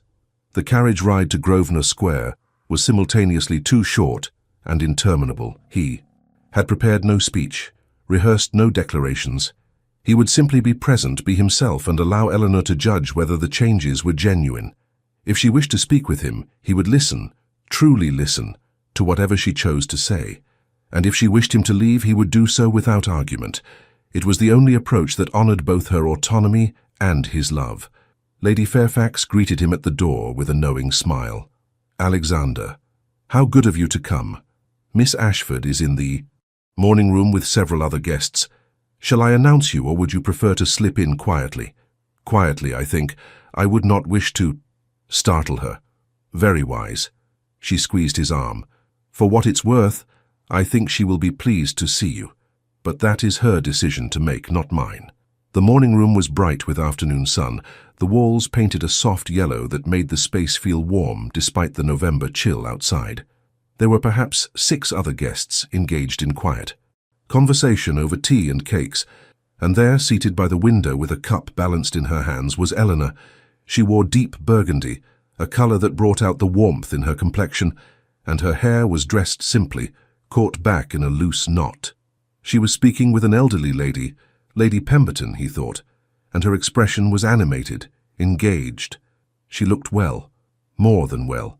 She looked like herself, that self-contained dignity he had first noticed at the Duchess's ball, and the sight of her made his chest constrict with longing. As if sensing his presence, she looked up. Their eyes met across the room, and Alexander saw shock flicker across her features, followed by something else. Wariness, certainly, but also curiosity. She did not smile. She did not look away. She simply watched him, assessing, and Alexander felt as though he were being judged for crimes he had not yet had the chance to atone for. He bowed, a slight inclination of acknowledgement, and moved to greet the other guests. He would not approach her directly, would not force an encounter she had not invited. If she wished to speak with him, she would make that clear. If she did not, he would accept her silence and leave as soon as courtesy permitted. But Eleanor, it seemed, had other plans. "Your Grace," her voice carried across the morning room, clear and composed. "How unexpected to see you here. I was under the impression you avoided social gatherings." Alexander turned to face her fully, aware that every eye in the room was now upon them. Lady Pemberton had fallen tactfully silent. The other guests pretended continued engagement with their tea, while clearly listening to every word. It was a test. Eleanor was establishing the terms of their interaction in public, where he could not overwhelm her with passion or presumption. It was clever. He would have expected nothing less. "I have been avoiding them," he admitted, crossing to stand at a respectful distance. But Lady Fairfax extended an invitation I could not in good conscience refuse. She has been patient with my unsociable tendencies for too long. How considerate of you to honor her patience. Eleanor's tone was perfectly polite, but he heard the edge beneath it. "I trust you have been well." "I have been occupied. There have been matters requiring my attention." He searched her face for some sign of her feelings, found nothing but that careful composure. "And you? I understand you returned to London for the little season." "I did. My aunt was eager for company, and I confess I had grown weary of the country." She took a delicate sip of her tea, her movements unhurried. "Though I find the season much diminished from its summer heights, fewer events, smaller gatherings, rather more intimate than I generally prefer." The implicit message was clear. She did not wish for intimacy with him, certainly not in a room full of witnesses. Alexander inclined his head in acknowledgement. Intimacy can be uncomfortable when one is uncertain of one's welcome. "Can it? I would have thought a duke always certain of his welcome." "Then you would be mistaken, Miss Ashford. Titles guarantee courtesy, perhaps, but not welcome. The latter must be earned." Something flickered in her eyes, Surprise, perhaps, or approval. A philosophical observation, Your Grace. I did not realize you had become given to philosophy. I have become given to many things I once neglected. He held her gaze, willing her to see the truth of taste, reflection, examination, the acknowledgement of past errors. These have occupied much of my time these recent months. Lady Pemberton chose that moment to rise, murmuring something about needing to speak with Lady Fairfax. The other guests followed her lead with varying degrees of subtlety, until Alexander and Eleanor were left effectively alone in the bright morning room. The departure was so obviously orchestrated that he might have found it amusing under other circumstances. Eleanor set down her teacup with careful precision. It seems we have been afforded privacy whether we wished it or not. If you prefer, I can summon Lady Fairfax back. I have no desire to make you uncomfortable. Don't you? She turned to face him fully, and he saw that her composure was not as complete as she had pretended. There was emotion in her eyes. Hurt, yes, but also something else. Hope, perhaps, or fear. You appear in a room you knew I would occupy, speak in riddles about earning welcome and acknowledging errors, and then claim you do not wish to make me uncomfortable. Forgive me if I find that difficult to believe. You are right to doubt me. Alexander moved closer, still maintaining distance, but closing the gap between them. I have given you little reason to trust my words, but I did not come here to make you uncomfortable, Eleanor. I came because I needed to see you, to discover whether enough time had passed, whether I had changed sufficiently, whether there might be any possibility of your granting me another chance. Another chance to what? To break my heart again with your incomplete transformation? To use me as a mirror for your own redemption? The words were sharp, but her voice wavered slightly. You hurt me, Alexander. Not through cruelty, but through a selfishness so thorough you did not even recognize it. You spoke of love, but what you offered was need dressed in finer words. I know. The admission emerged raw and undefended. I know exactly what I did, and the knowledge has haunted me every day since Surrey. You were right about everything. About my selfishness, my blindness, my failure to truly see you. I pursued you as though you were a problem to be solved, rather than a person to be known. I confused awakening with love. I made your existence about my salvation. And when you refused to accept that burden, I reacted with wounded pride, rather than understanding. Eleanor's eyes were bright, unshed tears making them luminous. Then why are you here? If you understand all of that, why risk hurting both of us again? Because I have spent the past 4 months learning to be different, not performing difference, genuinely becoming someone capable of loving you properly. He took a breath, steadying himself. I cannot prove that to you with words alone. Words are easy, and I have always been skilled with them. But I can tell you what I have done, and you can judge for yourself whether the changes are real. She said nothing, simply watched him with that steady grey gaze, and Alexander took her silence as permission to continue. I looked at my estates with new eyes and saw the suffering my efficient management had ignored. I reduced rents. I built a school. I invested in improvements not because they would increase my income, but because they would ease the burdens of those whose labor supports my comfort. It is not enough. It will never be enough. But it is a beginning. He moved to stand by the window, looking out at the garden rather than at her. It was easier to confess without her eyes upon him. I have been volunteering at a soup kitchen in 7 Dials, serving the poor, listening to their stories, learning to see the human cost of the systems that benefit men like me. I spoke in Parliament for the first time in years, advocating for factory reform. My peers think me mad. They may be right. But I discovered that I care more about the suffering of strangers than about their good opinion. Why? Eleanor's voice was quiet, coming from directly behind him. She had moved while he spoke, drawn closer by something in his words. Why do these things now? He turned to face her, finding her mere inches away, close enough that he could see the faint freckles across her nose, the flecks of darker grey in her eyes, the slight tremble of her lower lip. Because you showed me that I had been living a half-life, not just emotionally numb, but morally asleep. I claimed to be rational, controlled, superior to those driven by mere feeling. But what I was actually doing was avoiding responsibility, avoiding the discomfort of truly seeing the world and my place in it. You woke me to more than just feeling, Eleanor. You woke me to conscience. A single tear traced down her cheek, and she did not wipe it away. You did not need to do those things to win me back. I know. If I did them for that reason, they would be worthless. Another grand gesture designed to manipulate your feelings. I did them because you were right about me, and I could not live with that rightness without changing. Whether you ever speak to me again or not, whether you have moved on or met someone else or simply decided I am beyond redemption, I needed to become someone who could live with himself. Have you? She asked softly. Become that person. I don't know. That is not for me to judge. He raised one hand slowly, giving her time to refuse, and gently wiped the tear from her cheek with his thumb. She did not pull away. I know that I think of you constantly, that I see something beautiful or unjust and wish to share it with you, to hear your thoughts, to learn how you would approach it.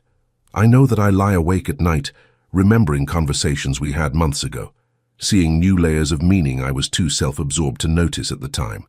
I know that I love you, but I also know that my love in July was incomplete, selfish, focused on my own need. And so I cannot say whether what I feel now is worthier or simply better disguised selfishness. Eleanor's hand came up to cover his where it still rested against her cheek. You cannot know the answer to that question alone. Love is not something one person defines. It exists in the space between people, shaped by both. Then tell me what you see when you look at me now. Tell me whether the changes are real or merely performed.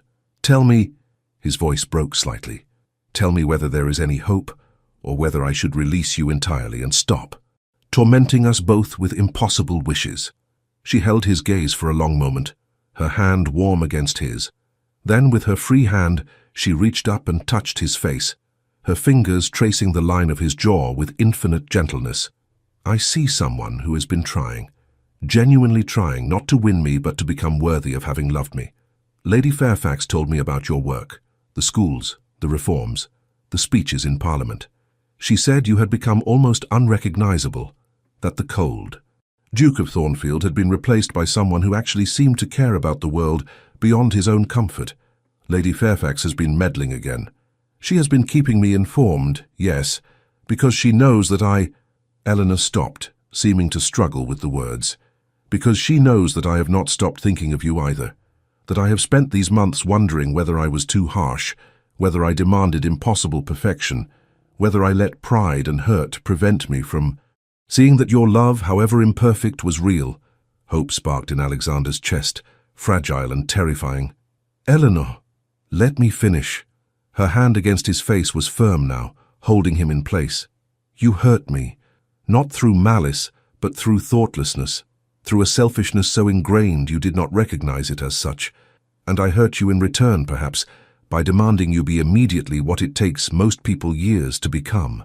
We both failed that night in Surrey, but the question is not whether we failed. The question is whether we can learn from that failure. I want to learn. The words emerged fierce, almost desperate.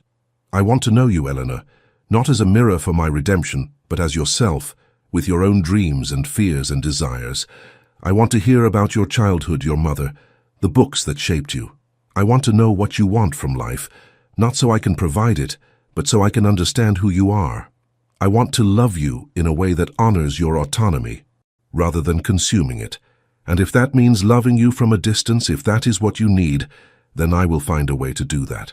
But please, please do not tell me there is no hope at all. The tears were flowing freely now, and Eleanor made no attempt to stop them. There is hope. There has always been hope. I simply did not trust it. Did not trust that your transformation was real, that you could genuinely change, that I was not simply setting myself up for another disappointment. But I see it now. I see you, Alexander. Not the Duke of Thornfield, but the man beneath the title, flawed and uncertain and trying so hard to be better than he was. And I find that Her voice broke, and Alexander could not stop himself from drawing her into his arms. She came willingly, her face pressed against his chest, her hands clutching his coat, and he held her with a gentleness born of months of learning to see beyond his own need. This embrace was not about his comfort or his desire. It was about offering her a safe place to feel whatever she needed to feel, to be vulnerable without fear of that vulnerability being used against her. "I love you," she whispered against his chest. "I have loved you almost from the beginning, though I fought it. Fought you, because I was afraid of being consumed, of losing myself in someone else's need. I watched my mother disappear into my father's shadow, saw her sacrifice every dream and desire to support his comfort, and I swore I would never do. They're the same, but you are not asking me to disappear, are you? You are asking me to be fully myself and loving you in return." Alexander pulled back just enough to see her face, using his thumbs to gently wipe away her tears. "I am asking you to teach me how to love you properly, to tell me when I fail, when I slip back into old patterns, when my unconscious assumptions hurt you. I am asking you to be patient with my learning, even as I promise to genuinely do that learning. And I am asking—" He paused, his heart hammering so hard he thought she must hear it. "I am asking whether you might consider allowing me to court you, properly this time, not as a duke pursuing a conquest, but as a man hoping to know the woman he loves." Eleanor's smile was tremulous but genuine, transforming her face with a joy that took his breath. "You wish to court me? After months apart, after all we have said and suffered, you wish to begin again? I wish to begin correctly, to do what I should have done from the start, approach you with humility rather than arrogance, with genuine interest rather than selfish need. I wish to learn your favorite flowers, your preferred books, whether you like music or dancing or long walks in the rain. I wish to meet your father, to understand where you came from and what shaped you. I wish to court you slowly, carefully, with the respect and honor you deserve. And at the end of that courtship, if you find me worthy, if you believe I have truly learned to see you, rather than simply feel in your presence, then I wish to ask you to marry me.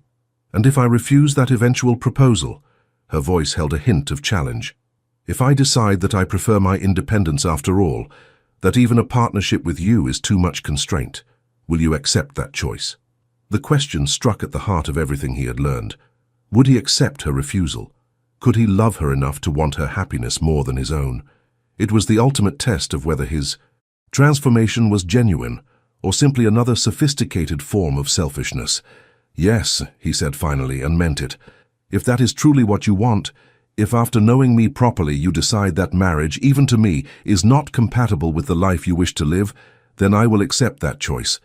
I will be disappointed, heartbroken even, but I will not try to change your mind, will not pressure or manipulate or make you responsible for my pain.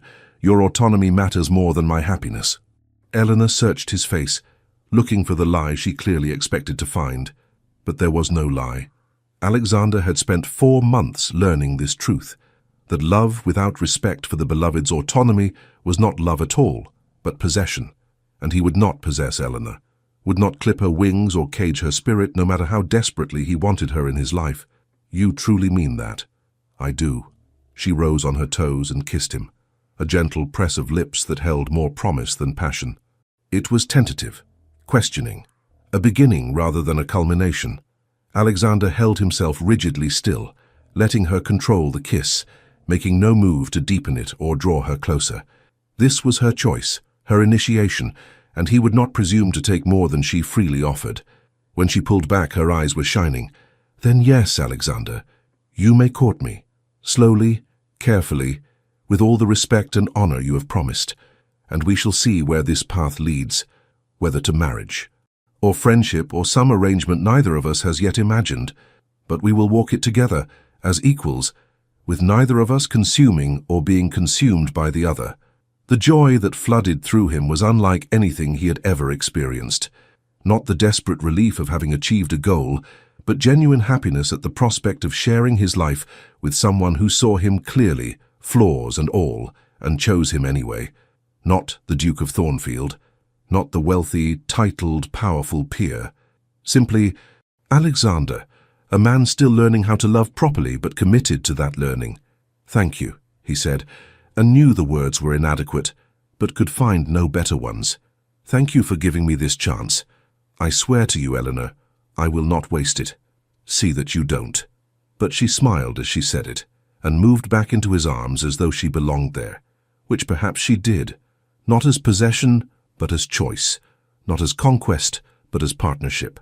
They stood together in the bright morning room, holding each other with a tenderness born of hard lessons and genuine growth, and Alexander felt something settle in his chest. Not the cold numbness that had sustained him for 15 years, not the fever-bright agitation of his initial infatuation, but something calmer, deeper, more durable, the quiet certainty that he had found someone worth changing for, worth becoming his best self for, worth sharing his life with on terms that honored them both. "We should return to the others," Eleanor said eventually, though she made no move to release him. "Lady Fairfax will be beside herself with curiosity, and the guests will be manufacturing scandals if we remain alone much longer. Let them manufacture scandals. I find I care very little for their opinions. Nevertheless," she pulled back, though she kept one hand linked with his, "I have a reputation to maintain, and you are helping me maintain it by behaving with proper decorum." Alexander raised her hand to his, lips pressing a kiss to her knuckles. "As my lady wishes, though I reserve the right to call upon you tomorrow and every day thereafter until you tire of my presence. I suspect that will take considerable time. I am counting upon it." They returned to the drawing room together, hands still clasped, to find Lady Fairfax attempting, without success, to conceal her satisfied smile. The other guests looked up with varying degrees of curiosity and approval, and Alexander felt Eleanor's hand tighten in his, drawing strength from his presence just as he drew strength from hers. This, he thought, was what love should be. Not one person overwhelming another, not need dressed as devotion, but two people choosing each other and then working daily to honor that choice. It would not be easy. He would stumble, fall back into old patterns, require correction and forgiveness. But Eleanor would tell him when he erred, and he would listen, and together they would build something worthy of them. Both. "Well," Lady Fairfax said, her voice rich with amusement, "I see you two have reached some understanding. How delightful. Miss Ashford, you must tell me everything, though perhaps not in present company. Your Grace, you look almost happy. It's most becoming." "I am happy, cousin. For the first time in many years I am genuinely happy. Then I am glad to have meddled so effectively." She rose, gesturing to the others. "Come, let us give these young people some peace. Lady Pemberton, you were telling me about your daughter's engagement." The guests filed out with varying degrees of subtlety, leaving Alexander and Eleanor once again in partial solitude. The afternoon sun had shifted, painting the room in gold and amber, and through the window Alexander could see the last roses of autumn still clinging to their stems in Lady Fairfax's garden. "What are you thinking?" Eleanor asked softly, following his gaze. "I am thinking of roses, of how they bloom twice if tended, properly, once in summer's height and again in autumn when the world is cooling. I am thinking that perhaps people are similar, that we can bloom again after frost, if we're willing to do the difficult work of growth." Eleanor smiled, that full, genuine smile that transformed her completely. "That is remarkably poetic for a man who claimed no interest in philosophy. I am full of surprises, it seems.